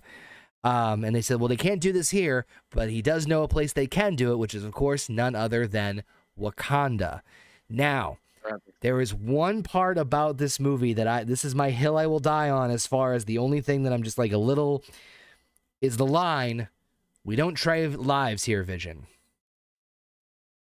So Vision suggests to everyone, hey, Wanda has the power to destroy the stone. Let's just do it right here, right now. That'll save all the problems. And, Rogers is saying, we don't trade lives, Vision. And Vision's like, but you laid your life down for everybody in World War II. How is this any different? And spoiler alert, how many Wakandans are fighting later on in this thing and to protect Vision? They don't trade lives. They just sacrifice people. Right, constantly. right. Like, Yeah. That is the only wanna do major this nitpick I have about this thing, is that particular line. But other than that, so far so good. Yeah, and that's I think a bit more than a nitpick, because though it is like get true to Captain America's like point of view, I get what they were going for, like, but yeah, you are really saying that, like, it's like, well, what was the line, like, we don't trade one lives. life worth $1 million or some shit like that. Yeah. Like, they did So many other ways. Because the way the movie plays out, that line doesn't really work. It's good in the moment, but after you start to take it all into account when the movie's over and you go back over it and you watch it for like the second or third or fourth or a millionth time like I have, then that line's kind of like, I know what path we go down, and now that's just a weird step on the path. Yeah, it It's just also kind of a weird line for where Captain America is at this point. in my opinion. I mean, maybe if this was right after he became a super soldier and was unearthed from the ice, but so much shit has gone on since then. So this is like super fucking Left field. yeah. Well, like Boy Scout. I mean, that's Especially coming from him who's fought in a lot of war. I Yeah. mean, like more than probably anybody else that's ever lived. And that's exactly what war is trading lives. It's like I don't know. you're trying to take more lives than the other guy. So that's kind of at its core what war is. not wrong. For him having that idea at this point was kind of it doesn't work for me, but I do find like he grew some fucking. That's not only America's ass. He's got fucking America's balls. When he showed up and he was like, "And we'll fight you too." It's like, holy okay, fight everyone So except on kill that- nobody. On that line, too, and I will nitpick it. Wouldn't he go then? I've traded my life for millions of people. Right. That's yeah. That's exactly what Vision says too. And it's like, yeah, and again, he probably after he said that in real life would have said, "Yeah, that's not right. Fuck that shit." Because I've already done it. He would have found his logic, but apparently he just is that dumb and doesn't care. Yeah, he's not the smartest. That's for damn sure. He's not the smartest, but I did like to see the step up for the character to actually stand against the Accords. Yeah, this is why this scene is so weird because it shows character progress, but also like, what the Regret. fuck? Yeah, I mean, Yeah. I'm my sentiments reflect Franco. It's like they were trying to do something which I appreciate, but I think that just they didn't put as much thought into it as they should have in terms of like the setup / payoff, and really the payoff wasn't really worth it in my opinion. But It's almost like he should have said if it comes to it, but we're not there you yet. probably could have.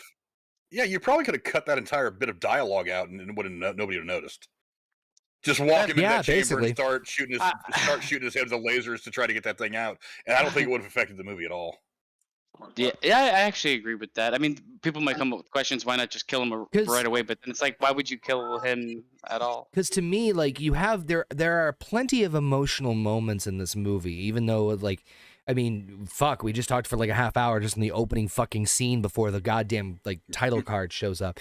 But like, there's at least 2-3 more coming up that you don't need to like have this emotional, especially with Vision. Vision has probably the most emotional. I'm gonna say that the scene with Wanda and Vision at the very, very end is probably the most emotional one to me in the entire movie. It's that and the scene with Thanos and Gamora, I guess. I think that the Vision Wanda The one, Vision one has the more dialogue was a emotion little bit because better, they're- but that's just my opinion. Because they're both good characters that we spent more time with. Right. But my point Whereas is that we already Thanos' have scene is- we already have those. We already have with the opening scene. There's already so much in this. It doesn't need it. It wasn't necessary. But I agree 100%. But that being said, let's shift the gears over to the Guardians. So, Thor ends up surviving the blast as the Guardians of the Galaxy pick up the Asgardian ship's distress call and come across the rubble of pretty much all the dead bodies floating through space, except Thor is somehow still alive. He's an Asgardian. He can breathe in space. Fuck it. I mean, at this point, that is the least of my concerns at this point as this fucking movie is concerned. So Thor is brought on board the ship. They wake him up and basically kind of, again, exposits to the Guardians what the hell is going on. I can't help but chuckle a little bit at the Chris Pratt, the Star-Lord trying to like be jealous of Thor shit and like, yeah, like he's talking in a deeper voice. He's puffing out his chest. Fuck, I don't give a shit. That was funny stuff. But It was really funny. yeah, It was. I didn't. He is copying me. Before that, they were like, hey, as soon as they picked the fucking Thor up, they're like, man, that's a fucking man. Yeah. This is like a pirate and a man had a baby or something like that. Like the Pirate and an angel. that was it. That was it. Pirate and angel had a baby, a beautiful space baby. You are not a. This is a man. You are not a man. You're a dude. Fucking Drax is so good. So this is kind of when I was looking into this, like when we're talking about like the Russos did a good job of like making sure to get like the core essence of the characters. This felt like a beautiful James Gunn / Taika Waititi like combo scene with Thor and the Guardians on the ship. This felt like a beautiful blend of the dialogue and the style of where these characters are at. So Thor, of course, exposits that Thanos ideally would probably be next after the Reality Stone, which he knows is in the possession of the Collector in Nowhere. But before he can go up against Thanos, he must retrieve a new weapon capable of killing Thanos. That he can't, of course, he doesn't have Mjolnir anymore, so he needs to create a new weapon from the dwarven planet of Nidavellir. I hope it's the right Nidavellir, yes. Where the only area where a weapon of such can be forged and created, because that's where Mjolnir was created. So after some debate back and forth, and after Gamora says that she wants to go after Thor and after Thanos and stop him on Nowhere, the team split up, with Groot, Rocket, and Thor going to Nidavellir. I'm fucking butchering that name. While Gamora, Mantis, Drax, and Star-Lord go their way to Nowhere to hopefully stop Thanos from getting his hands on the Reality Stone. Now, on the way there, Gamora does talk to Peter Quill in a somewhat emotional moment, realizing that she's going to be an integral part of Thanos' quest to collect all the Infinity Stones, and asks Quill, if it comes down to it, I need you to kill me because Thanos is going to need me for something that I know. And he reluctantly promises, but of course, interrupted by this tender moment with Drax's amazing ability to stand completely still, which I fucking died. I don't give a shit. That scene was fucking hilarious. With Drax just like, I've learned the ability to master being completely still. And he's eating the chip really fucking slow. He's like, we can still see you. No, you can't. And then Mantis, hi, Drax. Damn it. I did not like Drax in this movie. What? I did It's the not. same in this movie as every other movie he's in. All of the others. His the reason I say that is he is a guy that can't do, what is it, similes? Yes. The sound alikes and all that. Yeah, it sounds like, but it's not. He tried being too over the top with whoever wrote his lines was terrible to me. I mean, he's been the same character the whole time. I don't think he's any different from the first time we saw him in the Guardians and the second Guardians movie to this movie. Basically, he's a very literal I feel character. like what you might be experiencing is the one scene being very different to the other. They go from like an emotionally heavier scene to like, what are you doing there? I like that balance because it makes not the whole fucking thing comedy where the character shouldn't be, but like I can't see where you say Drax is different in this movie than the other times. Yeah, The only difference I see him Give me in what I want! is yeah. The only scene the way he's different is the next scene, which is when they get to Nowhere, which we'll talk about in a second. But even that is still reflected from the first movie when he was talking about like the revenge he wants to get on Thanos. But I think feel that reverted him back to that right scene. But I find this version of like when they pan over to Drax and he's like, I'm invisible. That kind of screams James Gunn to me.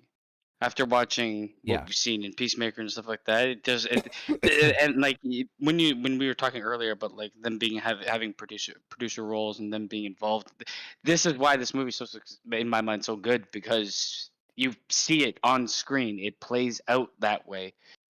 Endgame is much more like the same movie, where this is like multiple movies combined, or at least you can feel the genre difference. What I've noticed about this one is that you have like 2 or 3 stories being told simultaneously, right? And it all kind of, this is probably a bad way for me to try to make this an analogy, but bear with me. Imagine if you had like pieces of string that were like all strewn about, but you had like one like filter point and you're pulling it like a drawstring, and they're all coming into this one focalized point. It felt like that's what the movie felt like to me, and then Endgame felt like it finally hit the middle all at once, as opposed to being more scattered out. But either way, this is obviously progressing the other side of this with the Guardians and Thor, you know, still alive and still being realistically at this point the best chance of killing Thanos, going after a brand new weapon. Do you think that with all the crazy emotions that we had and the emotional stuff that we were just talking about and what we know is coming up, do you think the Gamora Star-Lord part was too much? Or do you think it was like we already have like so many high stakes in this movie, for God's sakes. Do you think like adding on top of that Star-Lord's and Gamora's relationship?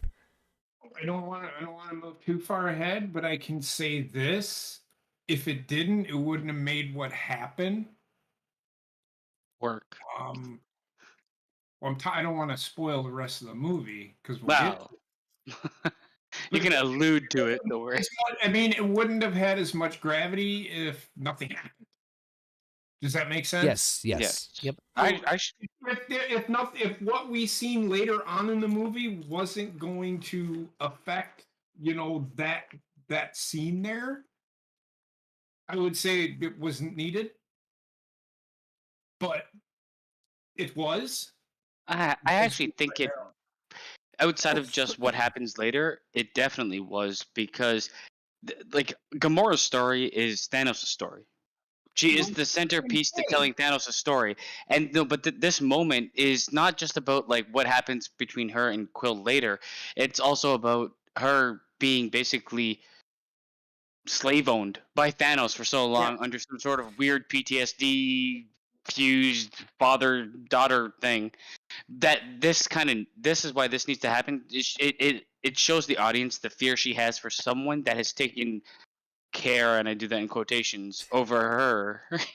And if she's willing to be like, kill me if it comes to it, now we're getting another part of Thanos' character being shown to us. Like, this is not just killing random people. This is someone that he literally raised through those flashback things that doesn't want nothing to do with him.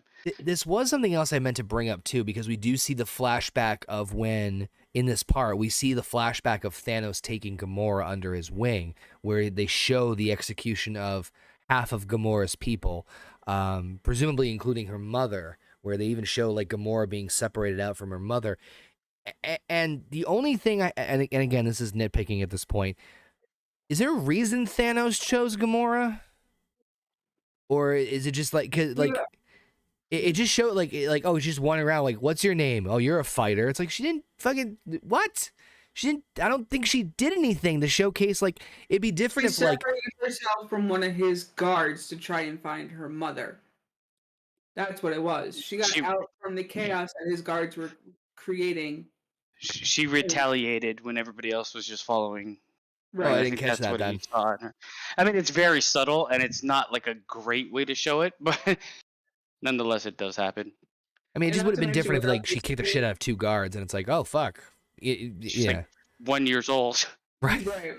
But also, without this scene, we don't get that subtle hint of, okay, she knows Thanos has to do something, and it involves her in some way. So what the fuck is going on here? Right. Huh?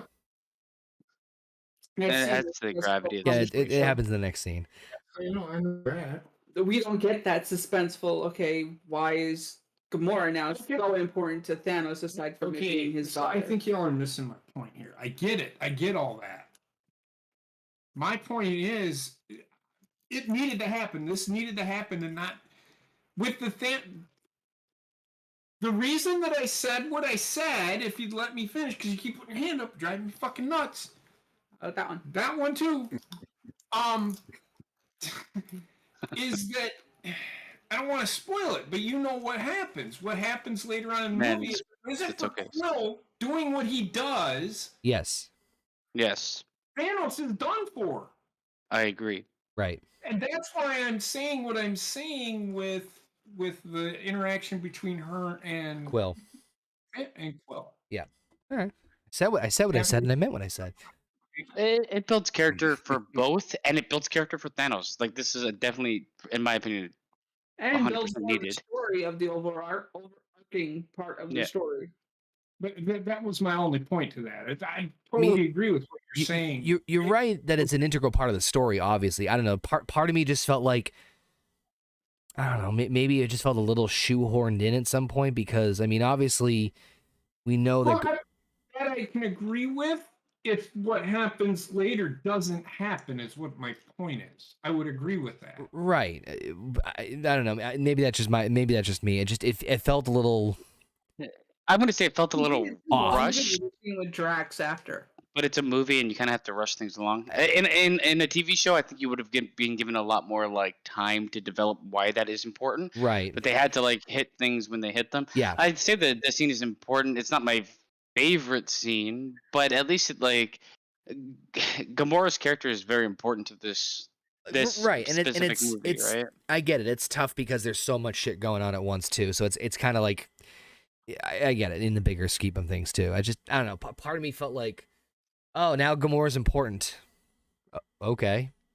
I kind of figured she was going to be important in Guardians of the Galaxy, kind of the way they were telling the story.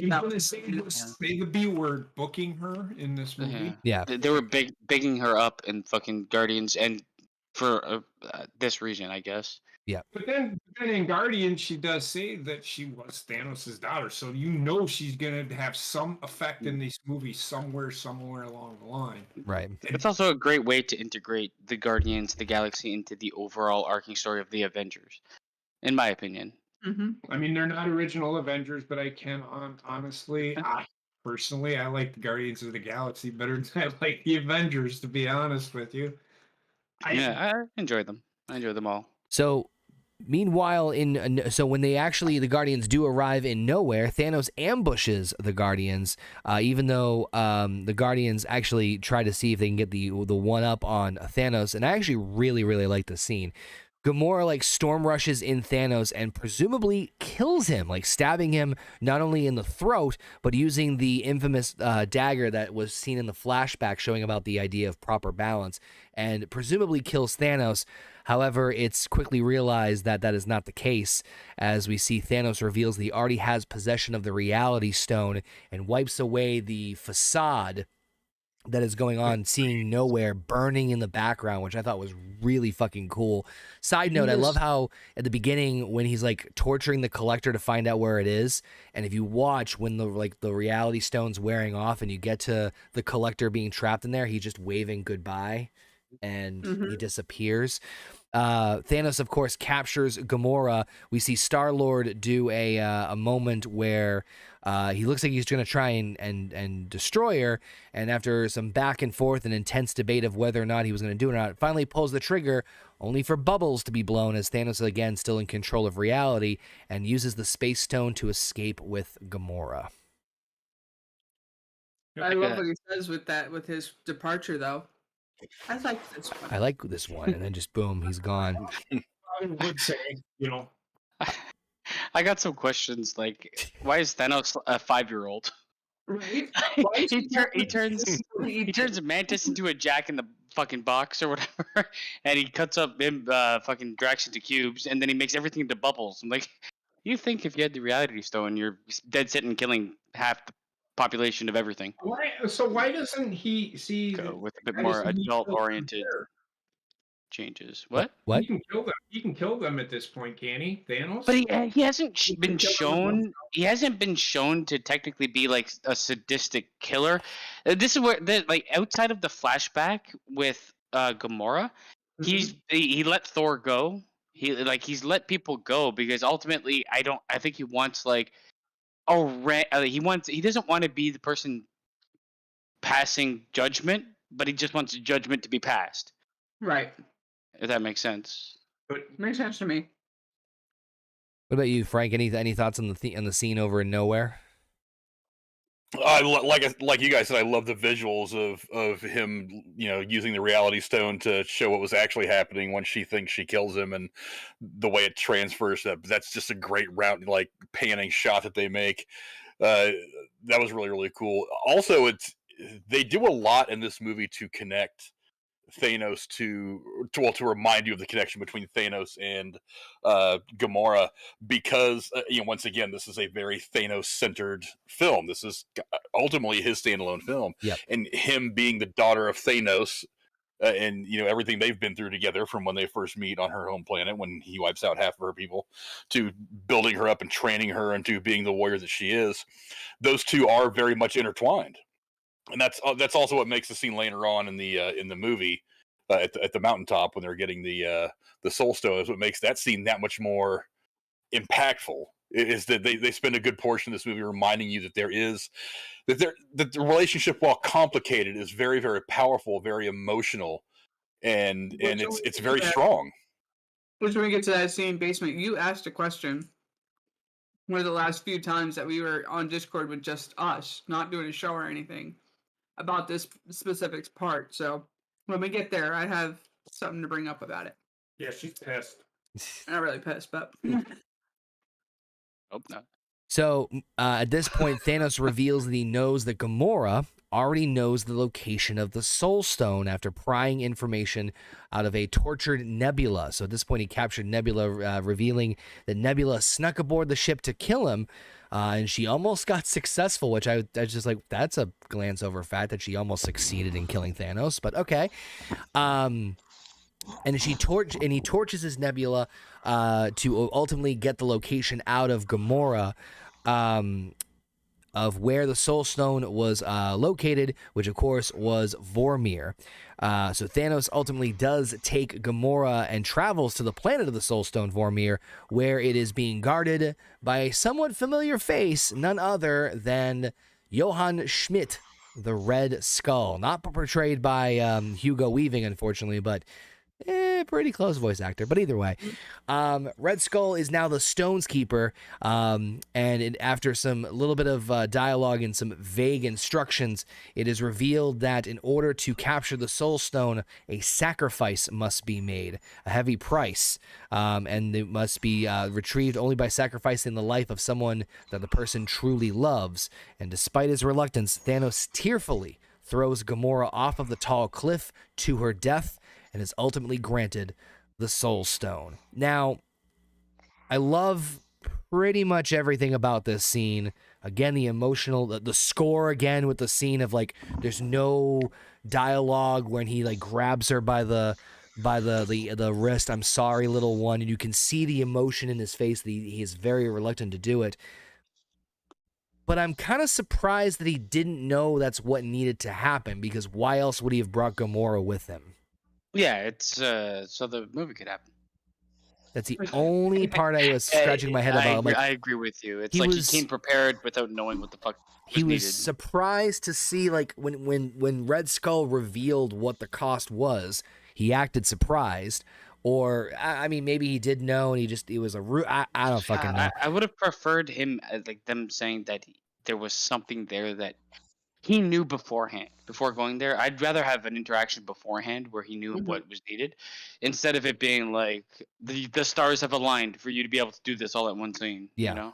But I mean, honestly, that is small potatoes in the grand scheme of things. It still didn't take away from my enjoyment of the scene, and more specifically, I'm sorry, little one, the throwing, and just, it was beautiful score, emotionally well done. I also did love the where Gamora's like, you finally cry, really? And then he goes, the tears aren't for him. And just like, that's when like everybody puts two and two together of like, yep, this shit's happening. Right.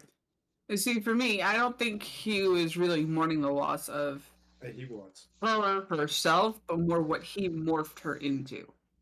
I think he actually had felt that he was a father to her.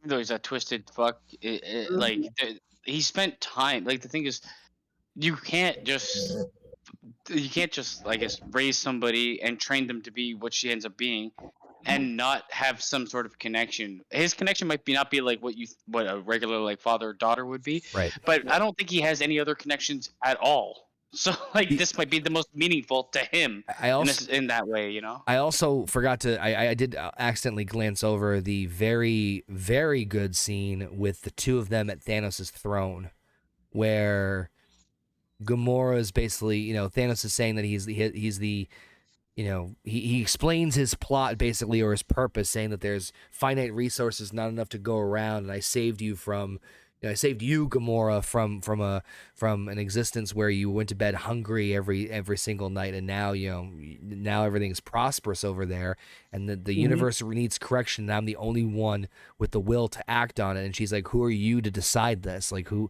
are you?" And it just, I meant to bring that up earlier. Love that particular scene, and then of course all building up to this moment with that sacrifice. I mean, whew, Jesus, as if this movie doesn't have enough fucking emotion in it. That scene needed to happen in order for him, Thanos, to react the way he did when he found out what he had to do. Right. This scene does a good job of showing you the exact parameters of what Thanos is. He's not really a bad guy. He's a pragmatist. Yeah. I've described him this way a lot of times. He's a pragmatist. He doesn't want to do these things. He is that one guy who sees the current state of affairs in his environment and says, nobody's doing what needs to be done. I'm going to be the one that does it, even if it does cost me my own soul. He's also coming from experience, and we get to that later, right? Like, yeah. When he explains the whole thing to Tony Stark later, it's like he understands that someone has to make these sacrifices. That's the irony, is he's trying to be the good guy. He is that dichotomy of, do I sacrifice half the universe to save the other half? Because I have seen how this plays out in my own people, that we're all going to die because there's not enough resources to go around.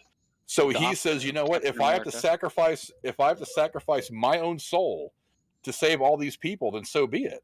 And if I have to sell out to this crazy idea of killing half of all of life across the galaxy or universe or whatever to save the other half, and so they can flourish, or we're all going to die, then I will sacrifice myself, everything I am, and all this. And that's why when he gets to that point where he's got Gamora up at the top of that mountain, that he's like, you know what? I'm committed to this. And I've already decided, if it's going to cost me everything, it's going to cost me everything. So that's when he very, very sadly decides to throw her off the cliff, because he's like, I'm married to this idea now. I can't back out of it now. I've already wiped out half of civilizations here and there. I've wiped out this whole planet to get this stone. I'm so committed to this that there is nothing that I can't do to see this through to the end, even if it is throwing my own daughter, this girl that I've raised from a child, to be this great warrior who I've always had this strong connection with, despite the fact that they've had their falling out. Even if I have to sacrifice this, I have to. And I think that's you get a really good look at exactly who he is in that scene. He's too far gone at this point to have that make him stop. Yeah, because he's like, we see, like, there wasn't just Gamora's planet. He was doing it the slow way before he realized there was a fast way to do it. So he's committed atrocities in the name for this ideal, and this is like, that's the one that hits home. It's kind of like the idea of like, I can bomb a fucking country that I have no connection with and not feel that bad about, in relation to like killing my own family is completely different. I'm sure the comic books explain this, but Basement just said it. Thanos is doing it the hard way, but then what I would have liked to have known is, when did he find out a way to do it the easy way? And it wasn't with that scene with Gamora when she was a little girl. But it's also like, I guess, when did Wong understand, or like the whole fucking covenant of wizards or sorcerers, whatever the fuck they are, when did they learn of this? Like, the knowledge seems to be somewhat, if Earth knows it and fucking Titan doesn't, because I presume they didn't. I don't know. This is a question. It would be nice to see that scene, I'm not gonna lie. To see like him learn of what the power of the Infinity Stones could do, and then like a spark go off in his fucking brain. No, yeah, a little bit of a mini origin story. Bobbit, were you looking to chime in earlier? I heard you trying to get in earlier. I'm sleeping. I don't know. I was just clear my throat, but I did want to say about this scene though. This was at first I thought Thanos was just the villain, just to be a dick, but this scene proved that he's got a human side to him, and it made him a lot more relatable to his ultimate mission. Well, I'm not going to relate. I'm never going to throw my daughter off. I mean, that's relatable in some cases, depending on the day. Not today, but maybe tomorrow. I'm not saying I would. I'm just saying I understand. I think things look really good, but It's funny. when it's a great it's a great scene. It's probably one of my favorite scenes in this because like Frank said, this is a Thanos movie, and you need Thanos to not just be a big bad. And unfortunately, in Endgame, that's what he becomes. He becomes a one-dimensional character. Where here he's he's a multifaceted character, and there's a reason for what he's doing, but he obviously feels punished by what he's doing. yeah. The best villains are the ones that you can sympathize with. I've Exactly. said it a couple times with a couple of the Marvel villains. Yeah. The other problem I have with this particular one though is he's doing this all to presumably create a balance for all of the universes. But yet one of the lines he says is, "I just want to sit in my garden and watch the sunset in paradise." But here's the thing, and I want to pose this question. I'm going to pose this at the end, but I'll pose it now. How does Thanos know that he's not going to be part of the 50% gone? I don't think Thanos cares. Yeah, but I that's don't what- think that's I what's feel like running through he's- his mind. I feel like he's left over. I actually feel like the request was 50% of the Plus me. universe's population is gone. No, but I don't think he excluded himself from the 50%. His character wouldn't make sense for him to do that.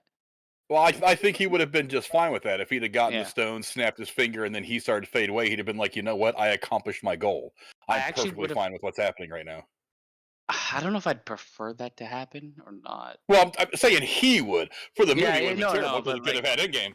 But, but I mean, I'm well, saying you he could thinks as a have. You could have had character. it. You could have had it in game with that happening. it's True. it's also Yeah, probably. it's also implied from the But they would have had the stones. He needs to do something after the end of this movie. well in so. in the entire MCU. There's only been 3 people, as far as we know, that have used all 6 Infinity Stones. It's implied that from the last person who uses it that they can control who gets affected by the snap. But he has made a point to say, he does make a point to say random selection, rich and poor alike. Right. That's It doesn't that's matter. his, yeah. I was gonna say there was no set order as to how they disappeared. I mean, you had the ones that were deemed kind of not the greatest stay, while people that were really the greatest vanished. Right. Well, we'll get to it. Yeah. It's a mixed bag. Yeah. We'll get there. What I want to say as to why, but we'll get to it. Yep. Why I disagree with what everybody's saying right now. Okay. Well, we're all saying different things. Yeah. About throwing your daughter off a cliff. What are you saying, Heather? I'm saying when it came to the snap and who was So you're taken talking away. about who's being taken away and who's not. Yes. We'll argue that point when we get to it. All right. Go ahead. I agree with you at that point. I'm not gonna lie. I might actually agree with. No. So at this point now, we're switching back over to Strange, Tony Stark, and Peter Parker. They rescue Doctor Strange from the torture of Ebony Maw, which I did love the idea of, once again, reverting that Peter knows all these really old movies, like the movie Alien, and blows a hole in the side of the ship to send Ebony Maw flying out into the depth cold of space, ultimately killing him. They're able to rescue Doctor Strange, who, yes, JP should be dead because he was exposed to the vacuum of space, but fuck it. And they have this debate between the 3 of them of whether or not of how they're going to protect the Time Stone. Now, it's implied that Tony, even though he knows supposedly how to steer the ship and was able to bring them back to Earth, even though Doctor Strange could just use a portal, whatever. The idea is that Tony says that he thinks it's a smart idea to take the fight to Thanos rather than having Thanos come back to Earth after, of course, not only what we saw from the alien ship, but so many other instances that the Avengers have had these major battles on Earth and know the destructive power that he has. So they said, I think we should take the fight to him, meaning let the ship continue its autopiloting course to Titan. So, of course, let me just make sure I have my notes here as far as what's going on. So, at this point, the 3 crash the ship on Titan. Of course, they are instantly greeted, of course, by Mantis, Drax, and good old Peter Quill, the Guardians, and they have this fun little moment where they kind of figure out that neither of them serve Thanos, and both of them are actually trying to take out Thanos. Who am I supposed to say to who I serve as a master? Do I say Jesus? You're from Earth. I'm from Missouri. That's an Earth, dipshit. This is where Drax kind of, it's like,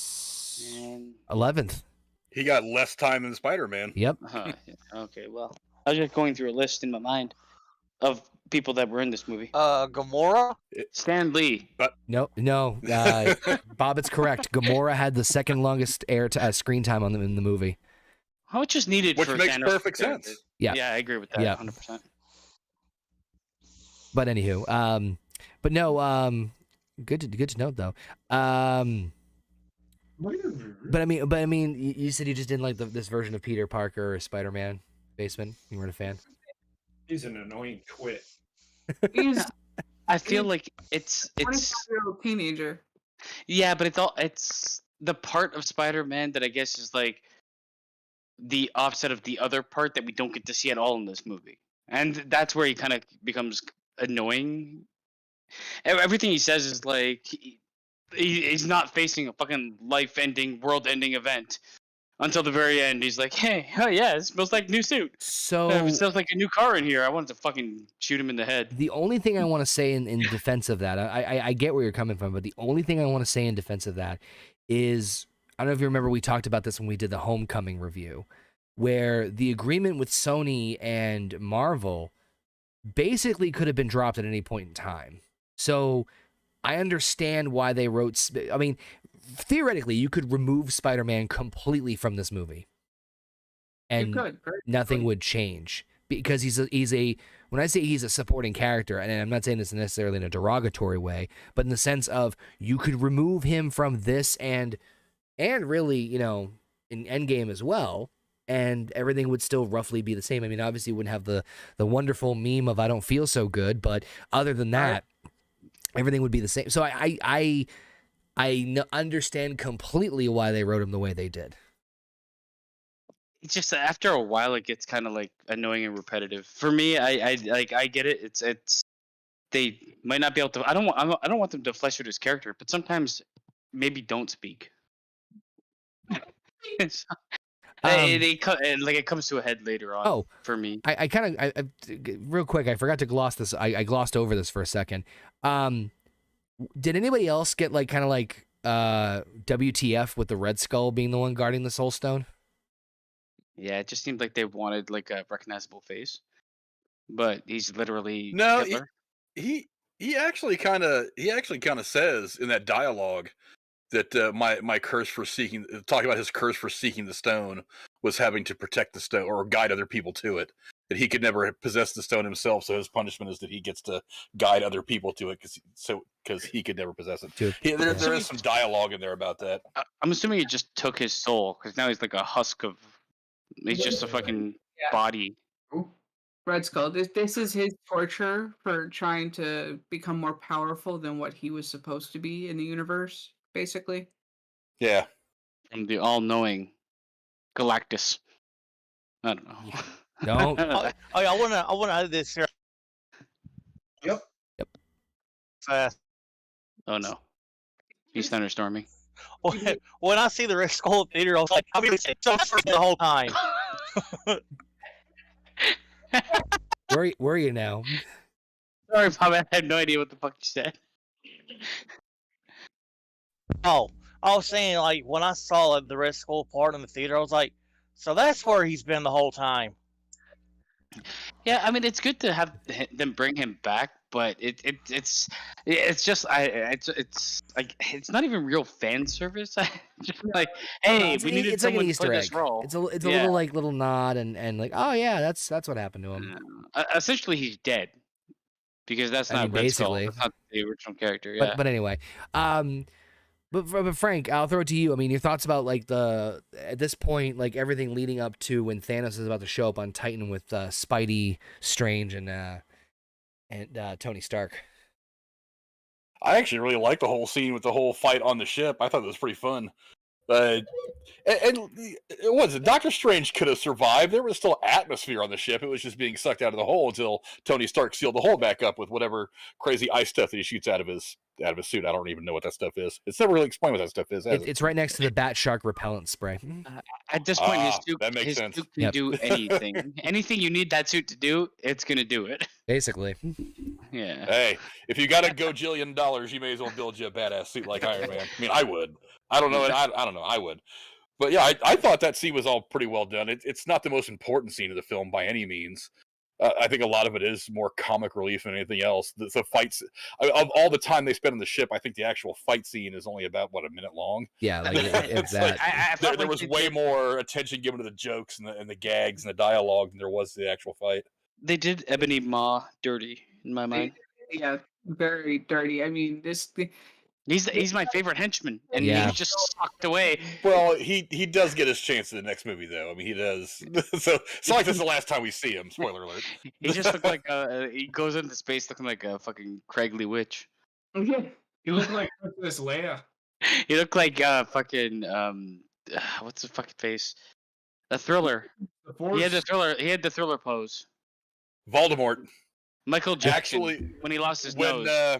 I think it was in the some of the European stuff when they translated Tony Stark. Well, the translators were doing the voiceover for some of the stuff in Europe. Instead of calling him Squidward, he actually calls him Voldemort. That's awesome. I think Tony Stark was also pop referencing, so I don't know what the fuck he's complaining I about. also Entire fucking movie. Anytime Iron Man is involved, you know this. I actually don't like the use of like pop culture reference because it will date the movie heavily. You know what's funny though? I did love we're obviously big fans of Pitch Meeting, and one of my favorite things about this when they were doing this one was it's like, oh, they're calling them by their not names. Yeah, that's gonna be a common thing, and it's like, holy shit, it is. It's the constant joke of just them like Grimace and like all fucking. I don't know. It just caught me off guard like that with like everybody not calling each other. Like, get lost, Squidward.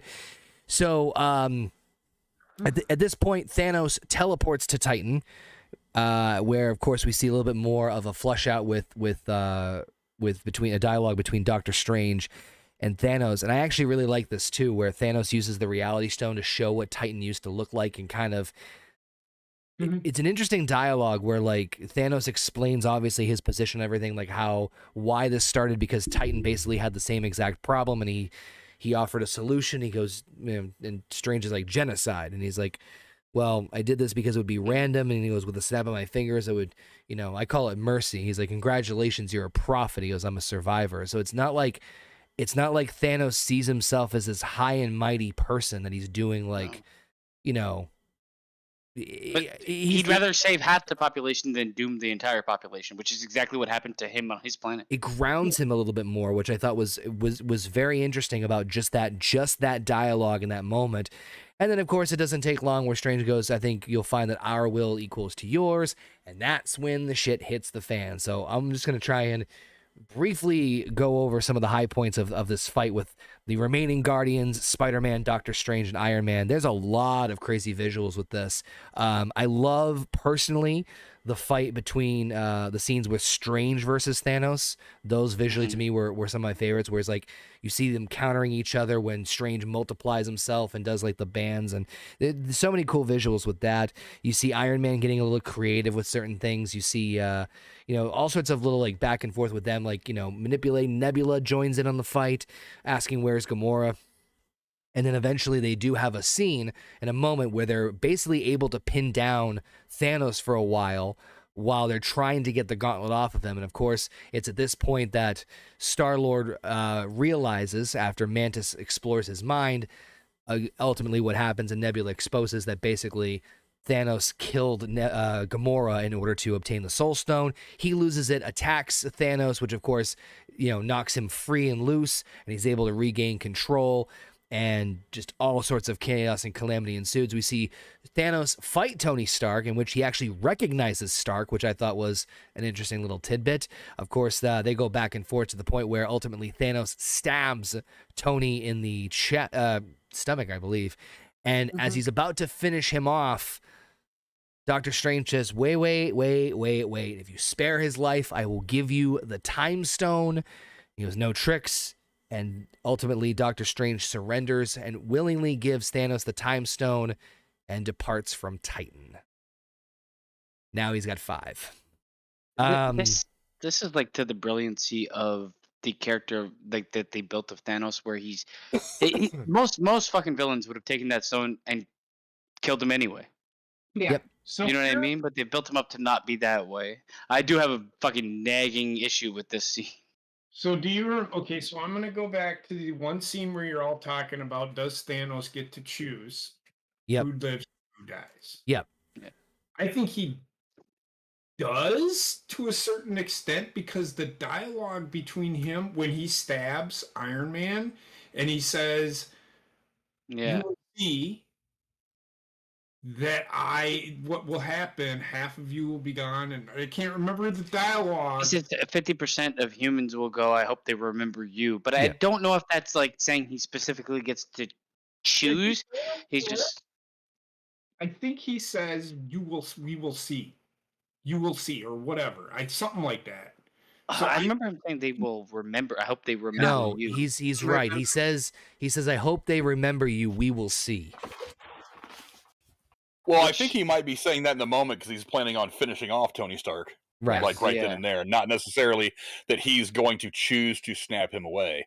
Because I don't think there's ever anything in the No. films anyway. I don't No, know he in was the about comic to books, it blast says him with that the Thanos gauntlet. has that choice. Yeah. The only argument for him being able to choose himself is the fact that he has to.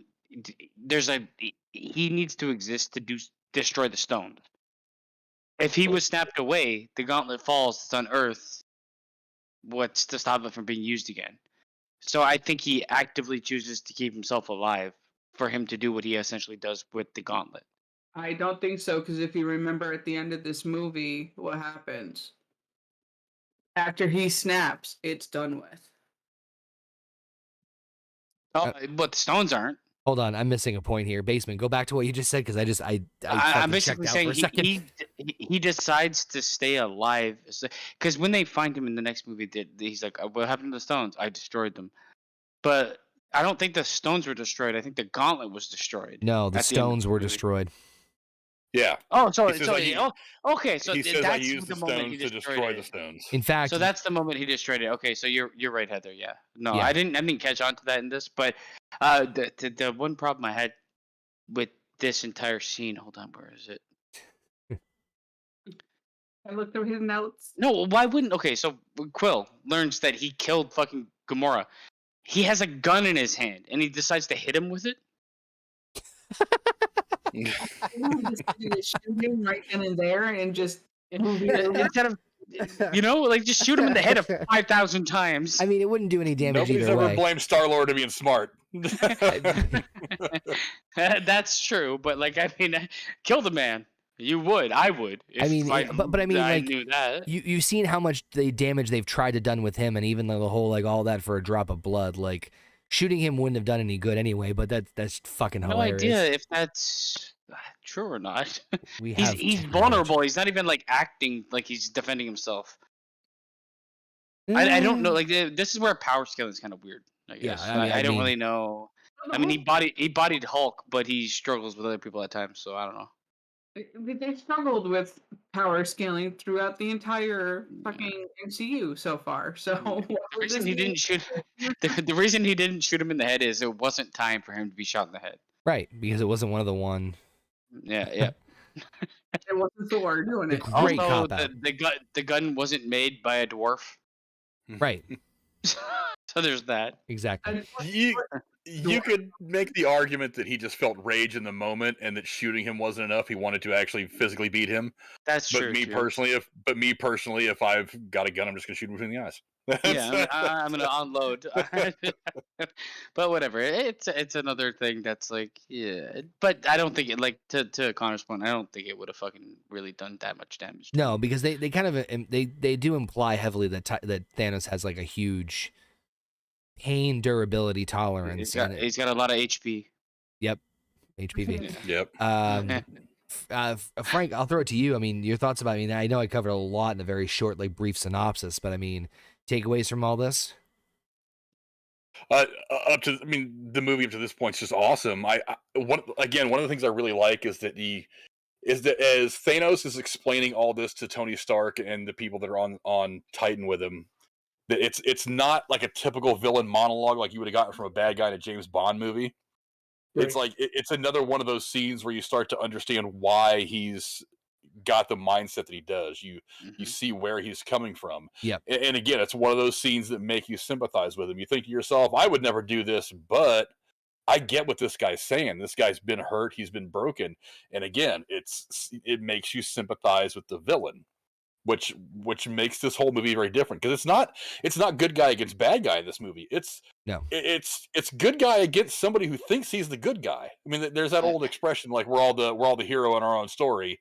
Yeah. But It's the but this ideals guy- clashing. yeah, it's like they both kind of want to get to the same place. It's just the path there is so wildly different.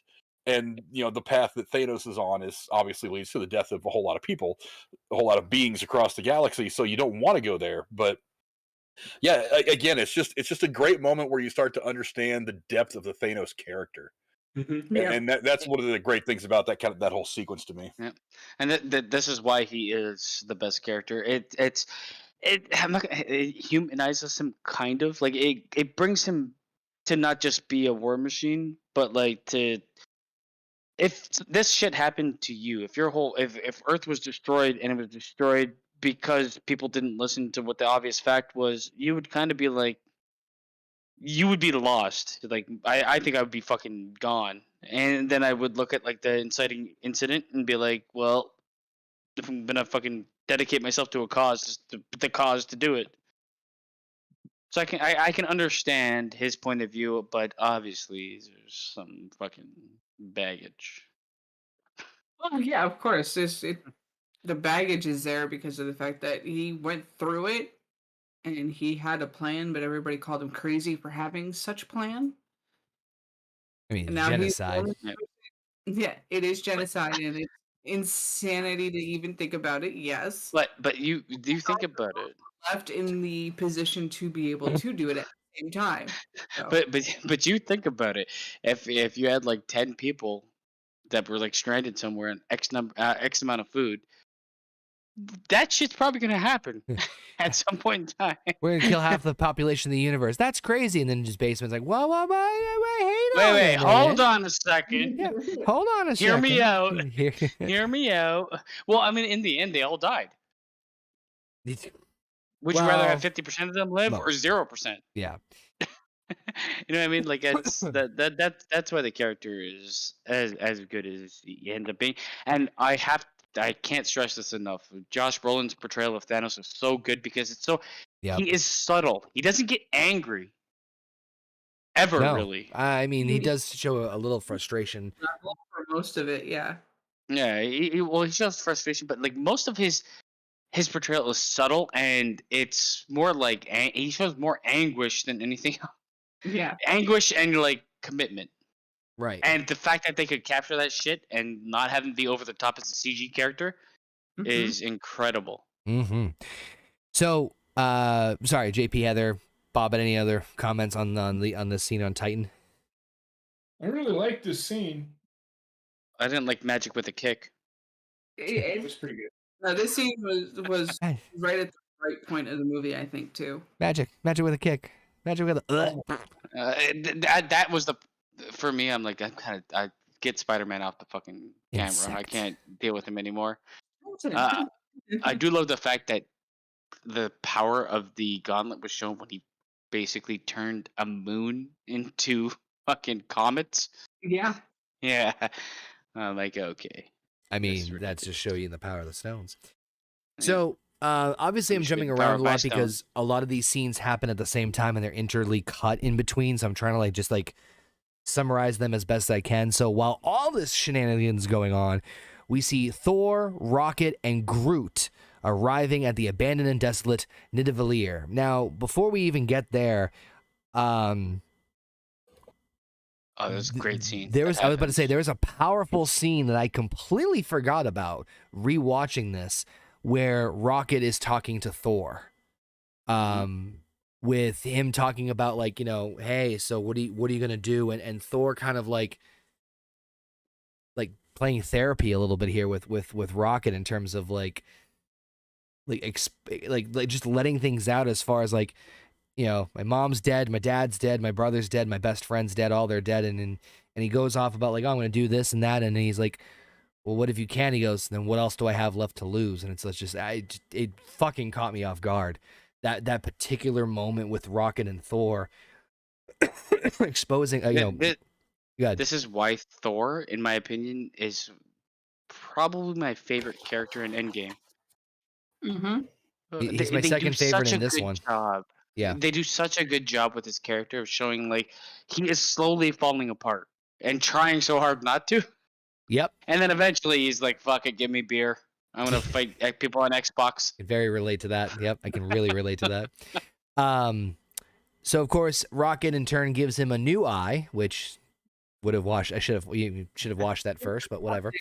As they arrive at Nidavellir, with Thor being puzzled that the giant forge is inactive. He eventually finds his way on there and finds the giant dwarf Eitri, which whoever the casting director is to put fucking Peter Dinklage as Eitri needs to be given a raise for so many reasons. Why are they called dwarfs when they're giant? Fuck, they're giant dwarfs. Well, I want to see a giant. But like, no, I want a giant dwarf. But fucking Peter A dwarf Dinklage, giant. so happy. JP is like, at least he was big, okay?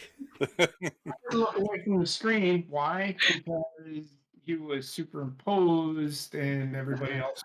Sure, it's weird. I'm weird. It's weird, but it's one of those like if you're gonna love a dwarf, it's one of those midget, it's one of those like elbow nudge wink things that I fucking loved. It's like, yeah, if you really think about it. But anyway, so the basic dialogue that we get from this in the exposition is that Thanos went to Eitri. He went to the giant dwarfs to have them basically make the Infinity Gauntlet. You see the mold of the Infinity Gauntlet, and it was implied that Thanos basically forced the dwarves to create the gauntlet for him, and then killed everyone except for Eitri. So Eitri was the sole surviving dwarf, and through some exposition, some more back and forth, they are trying to create a new weapon for Thor, a weapon mighty of the King of Asgard, Stormbreaker.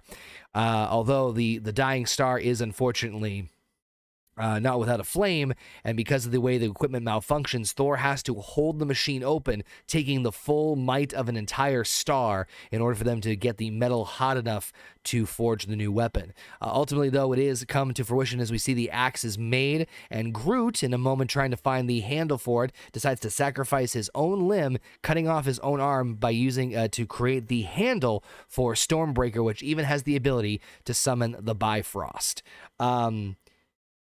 Whew, I love this. This is great shit. I don't even know where to start. Fucking Peter Dinklage was great. I love that. Like, again, I do have a question about this scene. I mean, I'm right there with you, Basement. That Thor is. If Thanos is my favorite, Thor is my second favorite in this movie. And I think again that scene with him talking with Rock, and he's like, "You speak Groot?" Yes, it was an elective. Yeah, it was an elective at college. I love the fact that like you can have Rocket Raccoon kind of become a character more than what he has been. Like yes. I do like the way that they use him in this movie, and he's like, "Oh, time to be captain," and he like approaches him, and Thor's fucking life is terrible. Yes. Like the guy is like just setting himself up to lose. He's like, well, I've lost everything. Let me try again. And then at some point in time, he's going to break. My question to you, and I think this for me while watching this, especially the second time, this is the turning point for me of thinking, of looking at Thanos in a different light. Like he was this, I'm going to do this, I'm going to do that, I'm going to hurt 50% of the population or something like that. He kills 99% of the dwarves. And he kills them because they have the ability to make weapons that might be able to fight against him. Yep. And it makes sense for him to do that so that it might stop, I guess, him from his plan, but it goes against his ideals to do so to an extent. Why? Well, he needs it's a means to his ends. Yeah. It is, but I mean, it's like forget about 50%. He's gonna kill all the fucking dwarves and leave one with fucking stone hands. Can't even jack off anymore. He's trying to prevent his work from being undone because he understands that, like, He's only Well, got. now he's become judge, jury, and executioner for this certain population. I mean, he did that with. He's already shown to have done that with Gamora's. No, he did 50%. Right. Yep, 50% randomly. But he was still judge, jury, and executioner, even if he was leaving it up to fate, or leaving it up to chance. There's no random. This is everybody but one person, and then he took his hands away. This is but why that one super person? villain type shit. What about why that one person? Yeah, why didn't he just kill them all? Random. It's called a movie trope. I'm grasping at straws here. All right, God damn it. Maybe there were only how many dwarves did he say they killed? All of them. There were he's like there's 300 dwarves living here, and they killed 299. Maybe there's only 600 dwarves. I mean, it didn't. It looked like it was some sort of village, but I didn't see any stations that implied there was more than maybe 20 to 30 of them. Pile of shit, to be honest. I couldn't imagine 300 fucking gigantic midgets living there. I mean, Frank, what do you think about the whole journey with Thor and this part and him getting Stormbreaker up until this point? I love Stormbreaker. I love Stormbreaker more than I ever liked Mjolnir. Stormbreaker's a badass weapon. Yeah, I also really there's always been something that struck me as very beautiful about the way that Groot kind of forms the handle and holds on to it. It's like there's that little moment of pain that he's putting himself through to be a bigger part of this than what a lot of people would expect. I always thought that was something that's gone kind of unnoticed. Well, he was a teenage dickhead, and then he's like, "I am Groot." Whoa, language. The adult version of Groot is a more righteous character, and I guess that to me would be like the turning point for him being like going from baby Groot, which was not caring about anything, but somehow worked out doing the right thing. Well, they said that I don't know if it was James Gunn or whoever it was, but they did say that when Groot sacrificed himself at the end of Guardians 1 and this new Groot was formed, it is a new version of him. So it doesn't retain the original quote unquote characteristics of the original Groot. He's like a phoenix. Yeah, basically. Well, a little bit. Yeah, he is exactly like a phoenix, actually. What about JP and Heather? Your thoughts about Thor getting the Stormbreaker and that whole scene with him with the giant elves? Up to this point, we were wondering how they were going to get the Bifrost back because we know there's going to be another Thor movie. One line is all it took. I know. Actually, this does everything. I mean, yeah. You got to remember, it was a midget. Suspend my disbelief. Yeah. It was one of the better scenes at this point in the movie for me because Thor is getting what he needs in order to try and get his life back on track. So wasn't Mjolnir Thor or Thanos killer too? What's that? No, Stormbreaker is more powerful than. Well, it didn't matter because Mjolnir at this point's been destroyed. So yeah. Kate Blanchett destroyed it. Hold on, I'm just asking for an explanation. And you got it. How is Stormbreaker more powerful? It has the ability to control the Bifrost.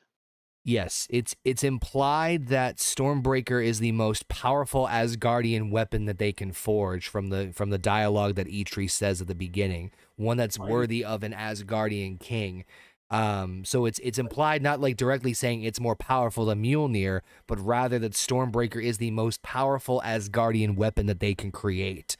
And plus, Mjolnir was more. It was from some dialogue in Thor Ragnarok. It was implied that Mjolnir was more of a way to channel Thor's electric, or thunder powers than actually I don't know. It was more a weapon that selected its owner. And once you got to that point and you were worthy of owning it, then the next step would have been Stormbreaker in my mind for Thor once he took Odin's place. But everything went to shit. So why wasn't this created from the beginning? Because probably not necessary.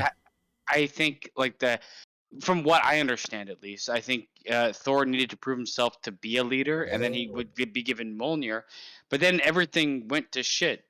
At that point, when like after Thor won, things are fucking very like touch and go with Asgardians after that fact. You got fucking Odin in Odin's sleep, and then coming back, and then being sent to Shady Acres. You know, Odin being the father of the year.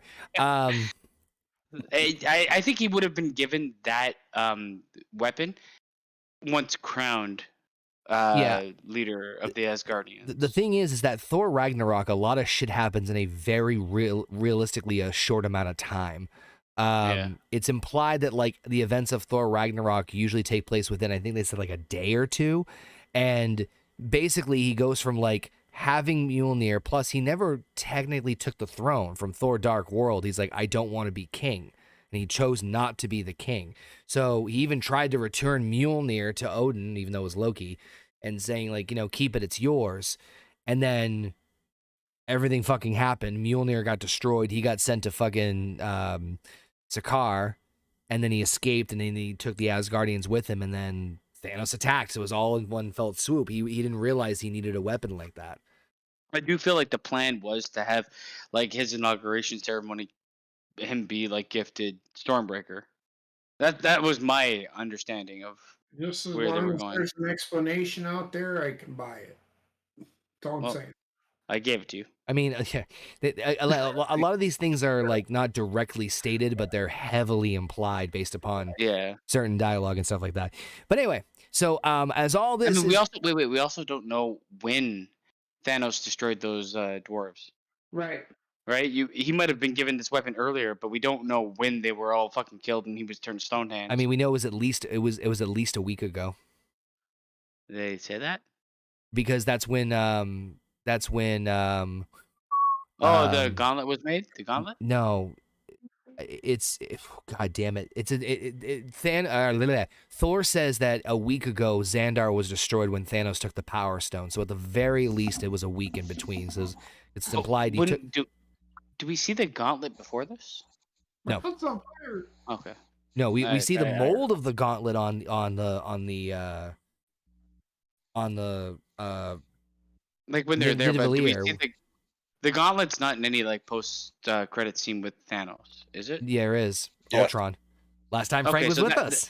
So that's when all the dwarves were dead. Because they had them forged. Yeah, so it's been a while.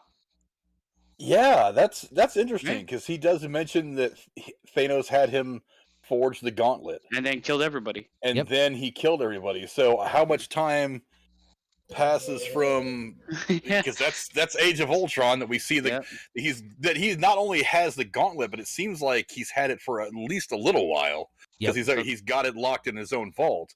And it's the post-credit scene of Age of Ultron that he pulls it out of the vault and says, "I'll do it myself." Love how Frank just sprung up like that's a good point. Taking that into account, Stormbreaker was probably due to be handed to Thor before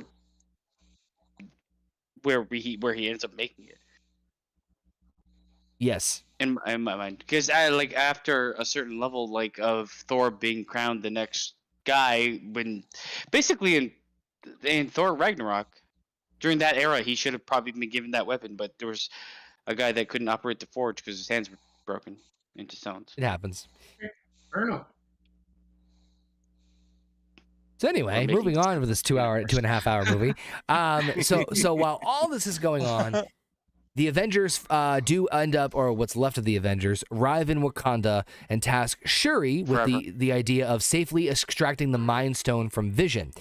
We see basically, we see Sam, we see War Machine, we see the returning Winter Soldier, all teaming up with Black Panther, Captain Rogers, Black Widow, and Bruce Banner in a Hulkbuster costume, alongside the Dora Milaje, and also the tribe with M'Baku. So Thanos' Outrider army arrives and begins attacking Wakanda and the Avengers alongside the united Wakandan armies led by King T'Challa, and they mount a defense against Thanos' forces. Glaive infiltrates Shuri's lab and attacks... let me get back a little bit back here. So So basically they're all waiting as they see these monstrosities coming and trying to get through the CGI barricade through Wakanda. And on one hand, I'm like, all right, yeah, just ride it out and just do what you need to do. And then they start going around the side and saying, hey, if they get through, there's nothing to protect them from getting to Vision. And so their strategy is, oh, let's go ahead and open up a small section so that they'll fucking funnel. I'm confused by this. Don't know how well of a strategy that is. Strategy. It's a sound strategy because you're bottlenecking your enemies, slowing them down, giving you the ability to pick them off as they come through. I agree with that, but like the fact is, we saw them all land in the same place. Yeah, they can move around, but it's shown that the barrier will kill at least 70% coming through. And is like where Vision is the barrier a perfect circle around Wakanda, or is it like the actual city of Wakanda is held at the back of the barrier where they just have to get through there, and then they're basically in the city? If it was a complete dome around the entire area, which I think it would be, this doesn't really make a lot of sense. Nope. It does in a way because, as you saw, there were some getting through alive at the front before they opened it up. Yeah, but like, you got a couple fucking stragglers coming through at the back. Unless they're landing, they should have shown a scene where they landed back there. They didn't think about it. Instead of spreading from the front, because I don't know, it just felt weird to me that I'm like, I mean, I sort of get the strategy, but at the same time, it's like they see them go slightly to the left, and it's like, oh man, we gotta fucking let them in the front. It's like, oh, do you see this? Do you see the success rate of how they're getting through? It's not like it's not great. Yeah. I would also say, like, in what world does this advanced civilization not have like anti-air fucking missiles? Or anything that can deal with anything ever. Is like our defenses are our people, and that's it.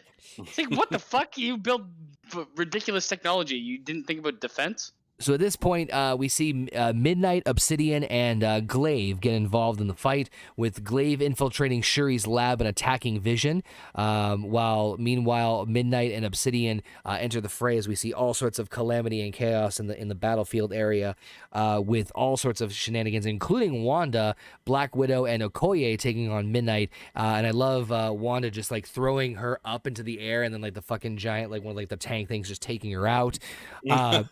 I also love the meat grinders. Yep. I also did love when Banner's trying to get Hulk once again out. He's saying absolutely no, and then he just launches fucking Obsidian up into like the force field area, just fucking disintegrates against the shield and blows up. I also did love a little side note here that when like, we see the Wakanda Forever and everyone storms after the creatures. The fucking Steve Rogers and Black Panther fucking sprint well ahead of everybody else. I'm like, yeah, that's exactly what would happen. It's great continuity, to be honest. It's a little like, but I'm just loving how it's like, man, they're fucking what? Where the fuck? Wow, they're fucking. Yeah, they're both super powered. They should be physically way more gifted than everybody else. Exactly. We see all sorts of craziness happen. Oh, wait. Bucky Barnes should have been there too, because he's also super powered. Is he not? What's that? Doesn't Bucky Barnes have the superhero shoulder syndrome? Yeah, he's been experimented on and turned into something else. So. Yeah, but he knows better to just stay put with a gun. Yeah. Plus, he's probably still a little shy. That's true, and he has one arm and presumably no dick. Engage all defenses and get this man a shield. So is it funny that he doesn't actually end up with the shield? I mean, he does. A few of them. The hand thing. Yeah, it's not really a shield. It's not the same thing as it's not his shield, but it's a shield. I mean, if I was to tell you, give me a shield, would you give me hand gauntlets? Yes. Well, then, I agree. That's why I'm not in the military. So it seems like the Avengers are doing pretty well for themselves. We do see that Glaive is killed by Vision using the same staff that he used earlier, and again, we don't trade lives. Tell that to the fucking fallen Wakandans. And it seems like things are looking a little bit grim as we see some more, like everyone's getting tackled down. There's too many forces and too many numbers. But then comes the badass moment where we see the Bifrost come charging right in the middle of Wakanda as Thor shows up with both Rocket and Groot, taking out a huge amount of forces, yelling, "Bring me Thanos," and chomping down Stormbreaker, wiping out a huge portion of the enemies. I think this is the most badass scene. Pretty much, yeah. Yeah. Bring me Thanos. Agreed. It's definitely the most powerful scene of this entire fight scene until Thanos arrives.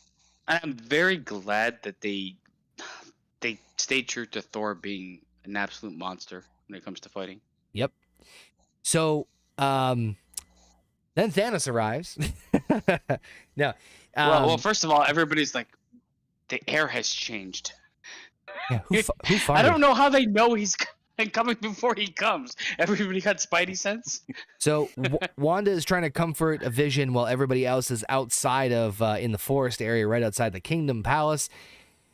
And a weakened Vision is sensing that Thanos is arriving because of his connection to the Mind Stone, or the Mind Stone's connection to the other stones. Thanos, using the Space Stone, finally does arrive, and we do see this kind of depressing montage where we basically see all of them trying to stop Thanos and just getting swatted like fucking flies, whether based off of Thanos' own power or using the gauntlet itself. Juxtaposed to this, we see that Vision is saying we are out of time and asking Wanda to destroy him and ultimately the stone so that Thanos cannot get to it. This is probably my favorite emotional scene, because we see he's like, it's not fair. It shouldn't be you, but it has to be, and it's not fair. And reverting to the scene earlier at towards the beginning of the movie where they're talking about what do you feel, and she's like, I just feel you, and Vision saying, I won't feel pain. I just feel you. As despite the Avengers getting swatted by flies, Wanda's able to hold Thanos off long enough to completely blow up the Mind Stone and ultimately the body of Vision in a very heart-crushing scene that completely gets retconned 2 seconds later. No, But Thanos. to the point, it's great. Thanos takes a little bit of a speech saying it's not the time to mourn, using the Time Stone he just acquired to turn back time at all. To turn back time right back to the point where Vision is brought back to life as he swats Wanda away, picking up Vision by his neck and pulls the Mind Stone out of him, killing Vision and completing the Infinity Gauntlet entirely. But literally, it lasts only a few seconds before he gets fucking blasted by Stormbreaker, with Thor coming in bullshit, and rightfully so. And this is the part where I'm just like, holy fuck. This is the biggest plot hole in this movie. He uses the entire power of the Infinity Gauntlet, but Thor throws Stormbreaker. Stormbreaker has no effect on it, or the stones have no effect on Stormbreaker, and it hits Thanos right in the chest. Thor gets up close and says, I told you you'd die for that, pushes the axe into Thanos' chest. Thanos, breathing heavily, says, you should have gone for the head, as he snaps the Infinity Gauntlet like he said he was going to. It cuts to a scene with him and seemingly sort of like after plane existence talking to this scene. Yeah, I do too. A young version of Gamora, where she asks, "Did you do it?" He said yes, and she said, "What did it cost?" And he said everything. As it cuts back to modern times, where the gauntlet is completely worn out, almost burnt onto his skin, with Thor saying, "What did you do?" as Thanos looks around, flashes the gauntlet using the Space Stone to escape as Stormbreaker falls. Destroyed. The stones are not destroyed then. Not yet, no. No. Not No, yet. but this is what we're talking about earlier. They will be destroyed. That actually, well, they go into that in the next movie. Yep. The conversation we had earlier is like, I think Thanos might have spared himself so he could destroy the stones. And then everybody said the stones were destroyed when he snapped his fingers. No, the stones are destroyed 2 days later when he leaves. So he goes to that planet, I think he chose to keep himself alive. So he could do that. But I don't know that he necessarily had the choice, and I don't think he cared. because I don't think that you can. Maybe there is something they don't really Shit, approach it in no. the movie, but You know what? maybe there. I mean, Maybe he if the can stones were choose. left, then his mission is vulnerable. Basement makes a you know what? Basement makes a good point though. He's right because if But he anybody else picks it up after him. Yeah. because otherwise they could just do Why exactly what would they you did leave and the undo meme to the reverse it behind? yeah. So I think the thing is 50% of the population and me stay, So 50 which actually point. changes how I look at his character a bit. So I agree. I'll just barrel through this part here and just get it over with. Thanos' goal of eradicating half of all life in the universe comes to fruition as we start to see people disintegrating. First, we see Bucky Barnes. Oh, and then we see on Earth, we see T'Challa, of course, Black Panther, Groot, Wanda Maximoff, Sam Wilson, the Falcon, all disintegrate and fade into ash. Meanwhile, on Titan, we see that Drax, Star-Lord, Mantis, of course, Doctor Strange, and the most emotional one, Peter Parker, Spider-Man, all turn to ash and fade away. In Wakanda, only Steve Rogers, Thor, Bruce Banner, Agent Romanoff, James Rhodes, Rocket, Okoye, and M'Baku remain of the major heroes. On Titan, only Nebula and Tony Stark are left alive. Thanos awakens on another lush green planet, his chest wound completely healed, and serenely watches the sunset, smiling slightly, satisfied having achieved his ultimate goal. Woo! I was going to say it's a plot hole, but it really isn't. He was. I think you could say, well, why didn't? This is my question, and I can answer this question myself. Why didn't he choose Iron Man? I don't think he chose anybody. He didn't, except for himself. I do. Because why would he keep any one of them alive? I mean, that's just too obvious. Yeah, that's why he didn't. He randomized it, but I think he effectively said not me because I have something to do where this can't be reversed, and it's still in line with his like mission and his ideals, but it's kind of goes against the whole 50-50. But we already saw that with killing 99% of the dwarves, so anything for the mission. I was about to say it's more anything for the mission. I was gonna say, why didn't he use the time stone to stop himself from getting fucking axed in the chest? But later he just uses it to recover from it. You know, come to think of it, okay, now it suddenly makes a little more sense to me because of what happens in the next movie. Right. Yeah. The next time there's a snap, it was a very specific group of people that dissolved away. Yeah. So maybe there is I don't know, maybe he just didn't specify. Maybe he's like half the universe, and then I don't think it's like makes a decision for him. I don't think it's like a monkey's paw. To be honest, I think it's like, what do you want to happen, and it could include anything you want to happen in one question. It's kind of tricky because we don't, obviously at this point we don't. If we're looking at the movie just by itself, right? We don't know what's going to happen in Endgame. We don't know how these things are going to wrap up, and so it is presumed that it's randomized. And it's definitely randomized in this, except for the fact that he kept himself alive. I don't think it is. Because, like, why would he have kept Thor? Why would he keep Thor alive? Like, why would he keep other ones? He has an ego. What's that? No. I don't know about that, man. Because on top of that, too, not everyone disappears at the same time. No. Yeah. Well, that's for dramatic purposes. Yeah. I know. That's completely movie drama. An ego, because there are certain things that he does say where he's just I mean, that I have this gauntlet and nobody can beat me. I'm gonna say everybody has that, but he was ready to kill Tony Stark on that planet before he got the other stone.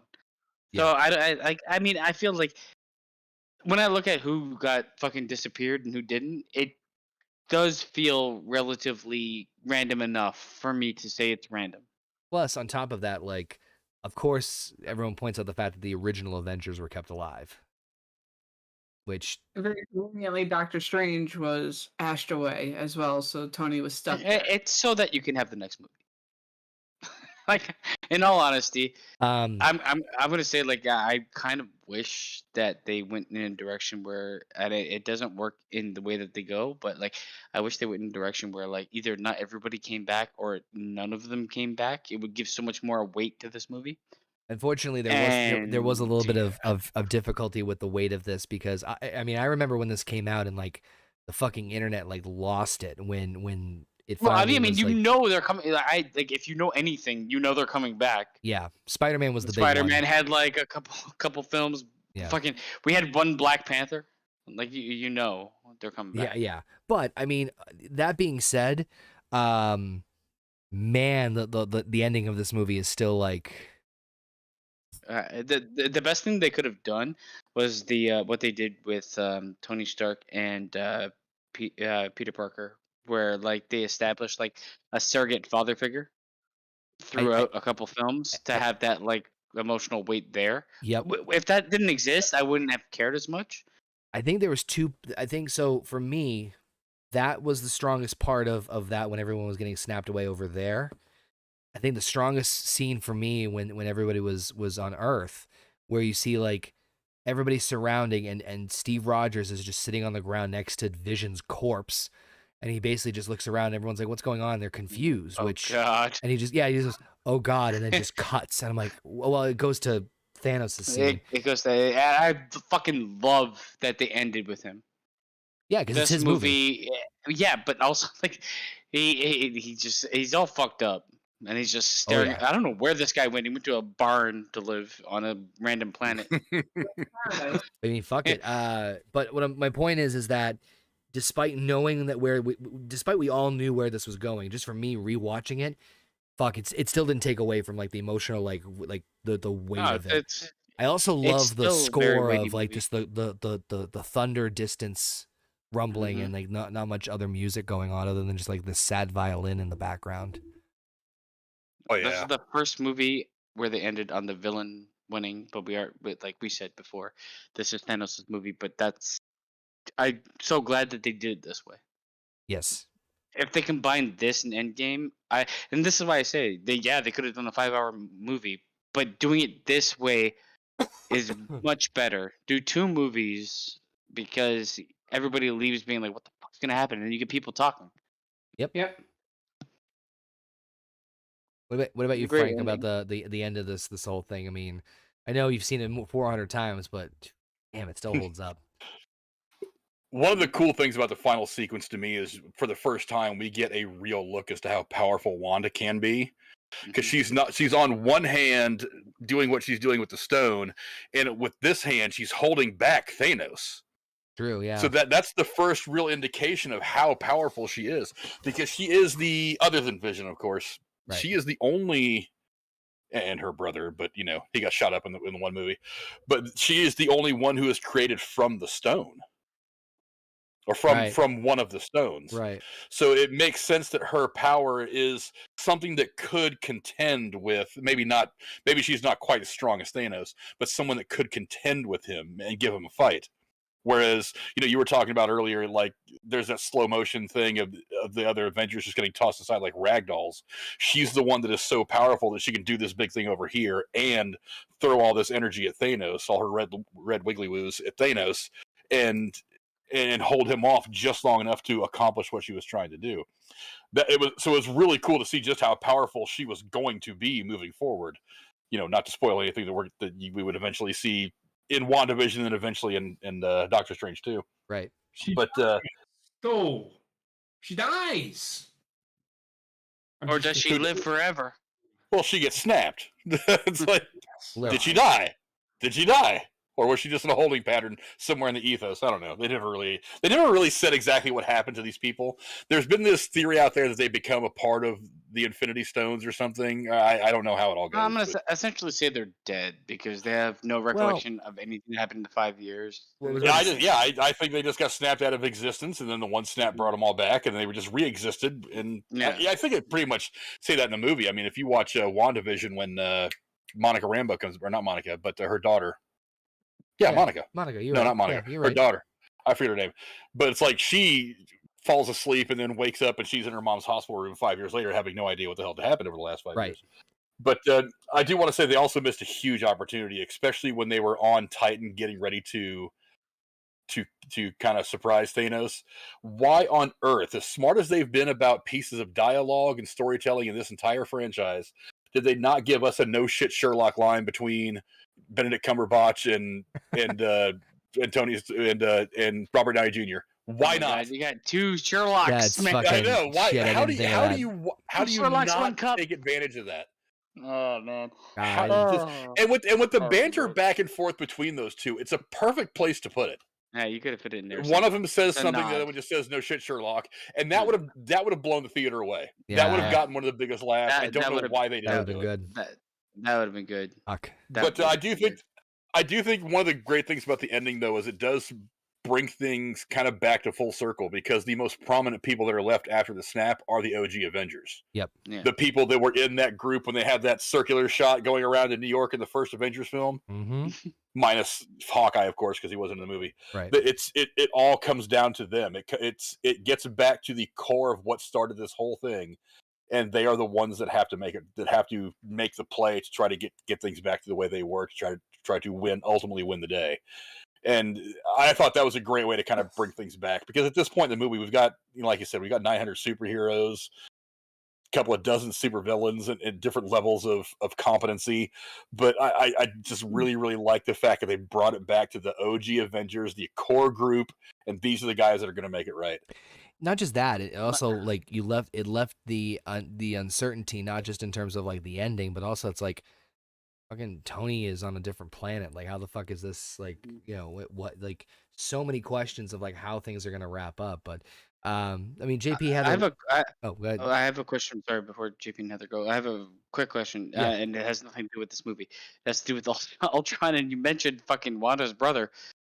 Why didn't he just catch the bullets and then save the kids? Because you didn't see that coming. Yeah. Movie trope. There's movie tropes in every movie has a trope. Otherwise, it would have been the gonna be able one to in. pinpoint. Otherwise, he would have lived, and we can't have that. No, why would we? Yeah, exactly. All right. That just sorry, proves that Heather. Flash is better. Wanda, I mean, JP, Heather, what about you guys? the ending in the movie. Oh, the ending? Yeah. I didn't hate it. No, If you don't hate it, you might like it. well, It's like, hey, are we friends? Do you like me? Well, I don't hate you. Right. I don't hate it. I don't know, man. Why are you fucking with my ear? Could you had something stuck to it? Mm-hmm. Probably popcorn. Yeah. I How? don't know. I'm high, so I don't know.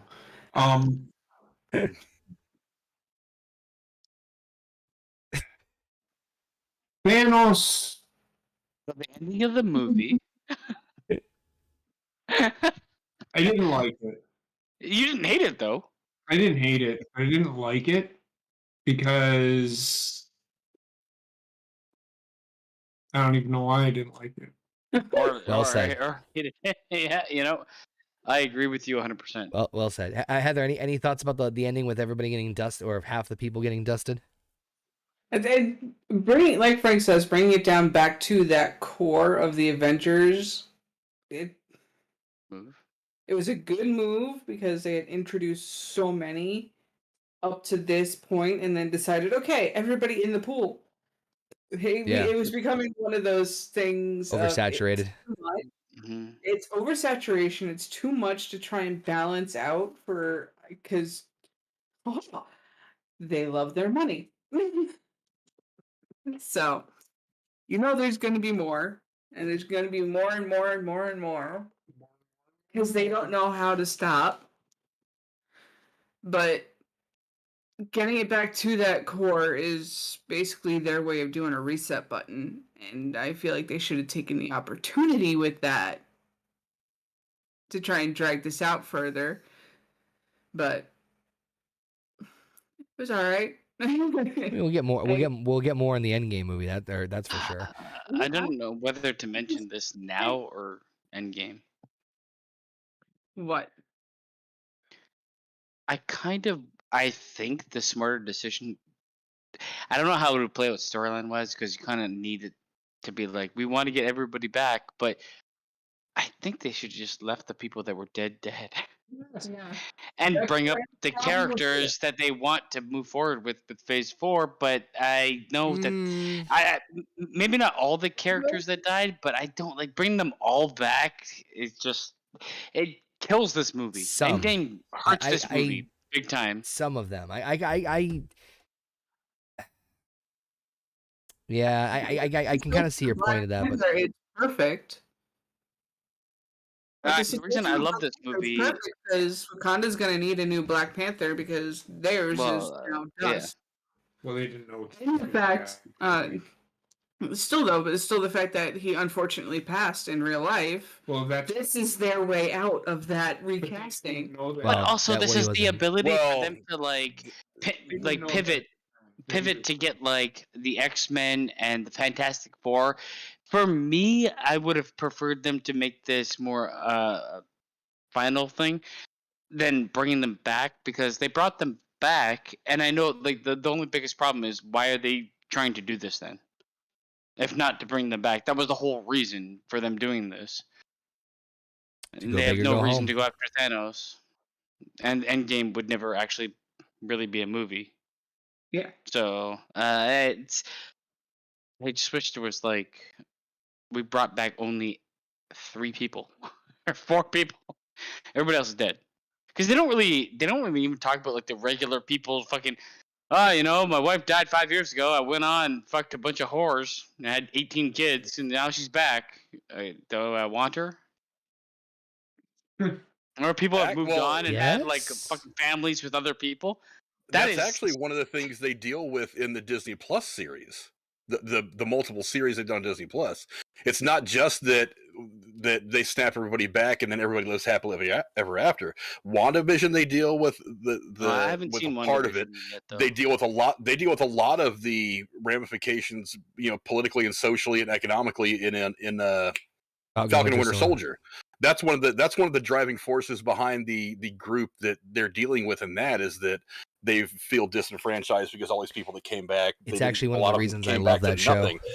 But I also feel like they pick the low hanging fruit in that show on what to deal with. Where I mean, fuck man, how many people have moved on with their life and then you get a fucking you're back and you have another family. We'll get there. Me and Basin will get there. We'll be killing each other when we get there, but we'll get there. And then of course the post-credit scene. We see Earth is in chaos as people being dissolved into ash. We see driverless cars crashing on the street and a helicopter scene crashing into a skyscraper. As we see former S.H.I.E.L.D. director Nick Fury and deputy director Maria Hill witness the scene on the street before they dissolve themselves. But right before he vanishes, Fury manages to send a final distress signal to a somewhat familiar logo of one Captain Marvel. Gotta say, personally, I love how he's like, motherfucker, and then like his lips disintegrate right before he drops the You F-bomb. couldn't have given him just one, cool. Disney. Hey, it should have been motherfucker. Yeah, But I actually didn't really care for this post-credit scene that Neither much. did I. Outside of the Samuel L. Jackson thing, I don't think it needed to happen. I think it would have been better just not having one. It would have had more weight not having one. I liked it because we didn't know his fate. No, but the idea that they're But teasing do we need Captain to? Marvel right after this, it's like, Yeah, I feel like Endgame didn't have post-credits. I don't think this movie should have either. well, To be Endgame- honest. Well, Endgame- there's a reason why Endgame didn't have any post-credit scenes. yeah, money.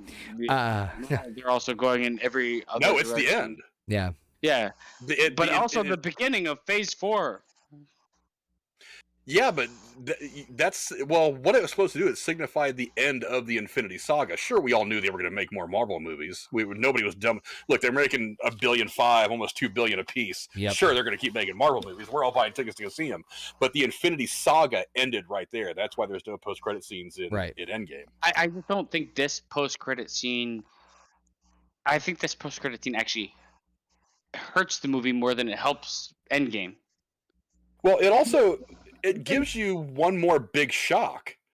because you don't really see. Look, because all these people dusting away over the course of the last couple minutes of the movie are a big enough shock, and then you see Maria Hill and Nick Fury, and then they're doing their shit, and then when both them dust away, you're like, holy shit! Now the guy that's been keeping this whole thing together for the last 20 movies, he just turned to dust. Now what the hell's going on? So that's that one last little shock to our system before we walk out of the theater after seeing Spider-Man and everybody else dust away. I do like the Not fact that it just that, happens. It's also, you got to remember with what comes up with Endgame, you're gonna sit there and just not know how she knows what the fuck is going on planet Earth. Well, we'll get there with Captain Marvel movie, which This end credit scene is kind of needed to be like, okay, she's got the distress signal from Nick Fury. That's how she knows there's something wrong here. I mean, that could also be part of that movie. right. It's been a long time since I've seen Captain Marvel, so I have to go back and we'll get there. I actually would prefer if that movie started with putting weight on the. I haven't seen it. I'm going to say this. It might start this way. You will. But I'd love it. I would like if that movie started with seeing the disintegration of people on Earth, and I would put this scene in that movie instead of teasing something. Right. You can't, baby. It's an origin story. But after 3 hours of talking about this bad boy, we are now wrapped up with Infinity War. So since we've done this for over 3 hours, and I don't want to keep anyone else too much up later, because God knows how everyone's probably fucking exhausted and ready to fucking kill me, let's break it down. I'll start with our esteemed guest, Frank. Your overall thoughts on Infinity War, favorite moments, and I know you're not a fan of these, but I'm going to put a gun to your head if you had to give it a rating system out of 10. Oh, I'd have to give it. Oh, if I got to give it something, I give it a solid 8. I mean,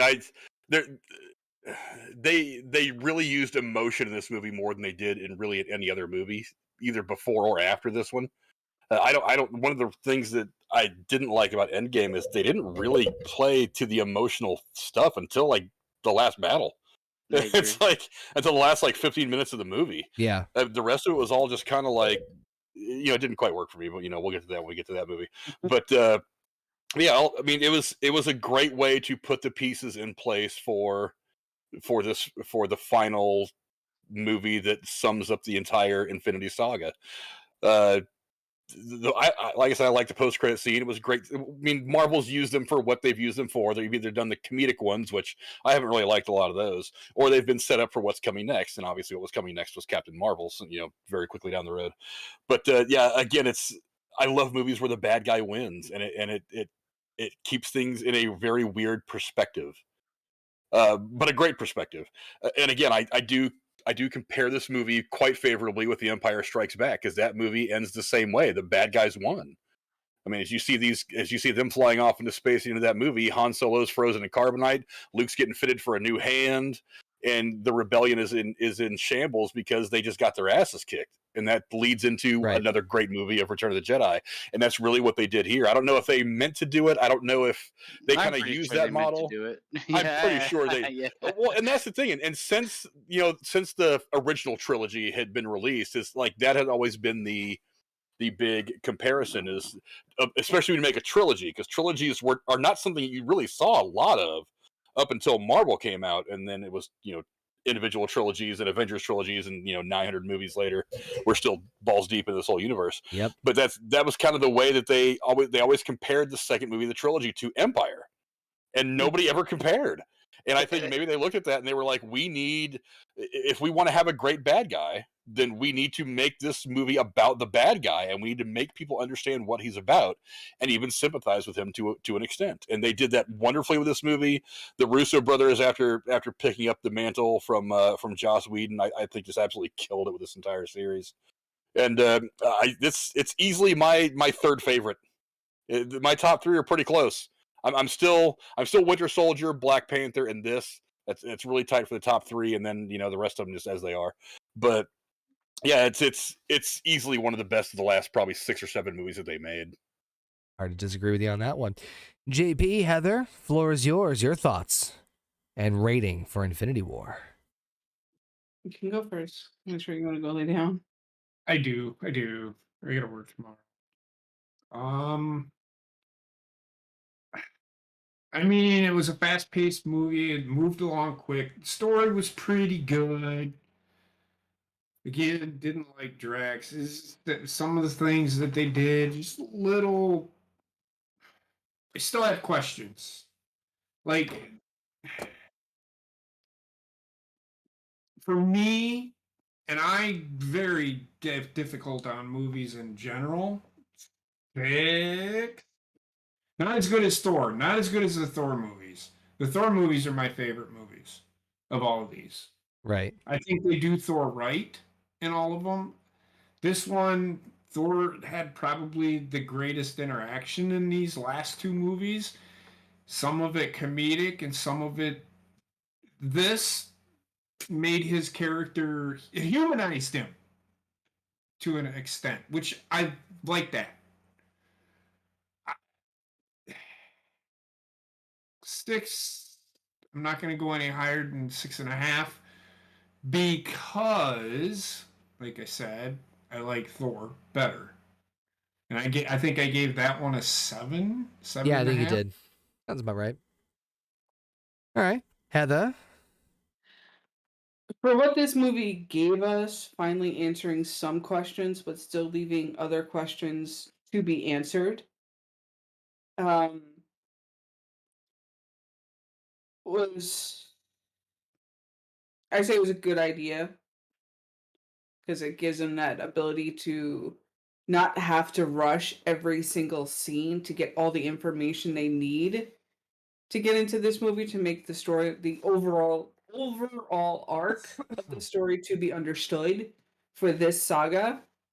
Essentially, it's smart business practice because I think, as much as I love watching movies, whether they be action, sci-fi, superhero, whatever, I am not sitting in a movie theater for 5.5 hours.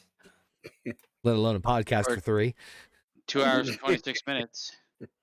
Right. Now, as for rating, I would go 6.5, 7 as well for this movie. All right, Monsieur Bobbitt, if you're still with us, what about you about Infinity War? He died of slipping. It's like I said, it's one of my favorite Marvel movies. When I went to see this in theater, when I saw the ending, at first I was like, "That's it? Really? What the fuck?" But then, like, the more I watched, the more I understood what was going on. And I'm gonna give this movie a solid 9 out of 10, just Right. because it was more than I was expecting. I really, really, really love Thanos as a villain. He's my top villain of all time, and I just love the story. I love the acting, the music, everything about this movie, and there's nothing better in Marvel, in my opinion, other than Spider-Man. Ask you a question, Bob. What's your favorite movie of all time?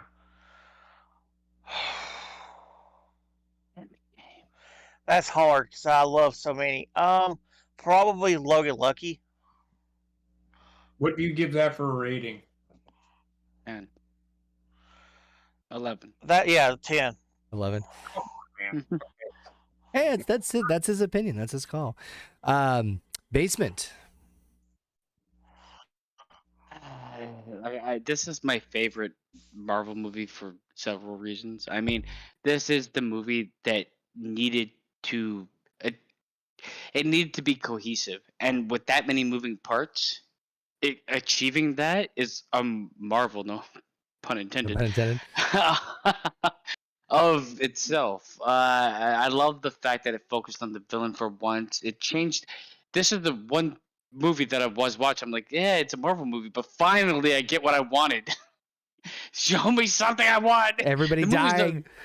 I mean, the quality of the movies has always been pretty good. I mean, when it comes Yeah. to like the casting is incredible.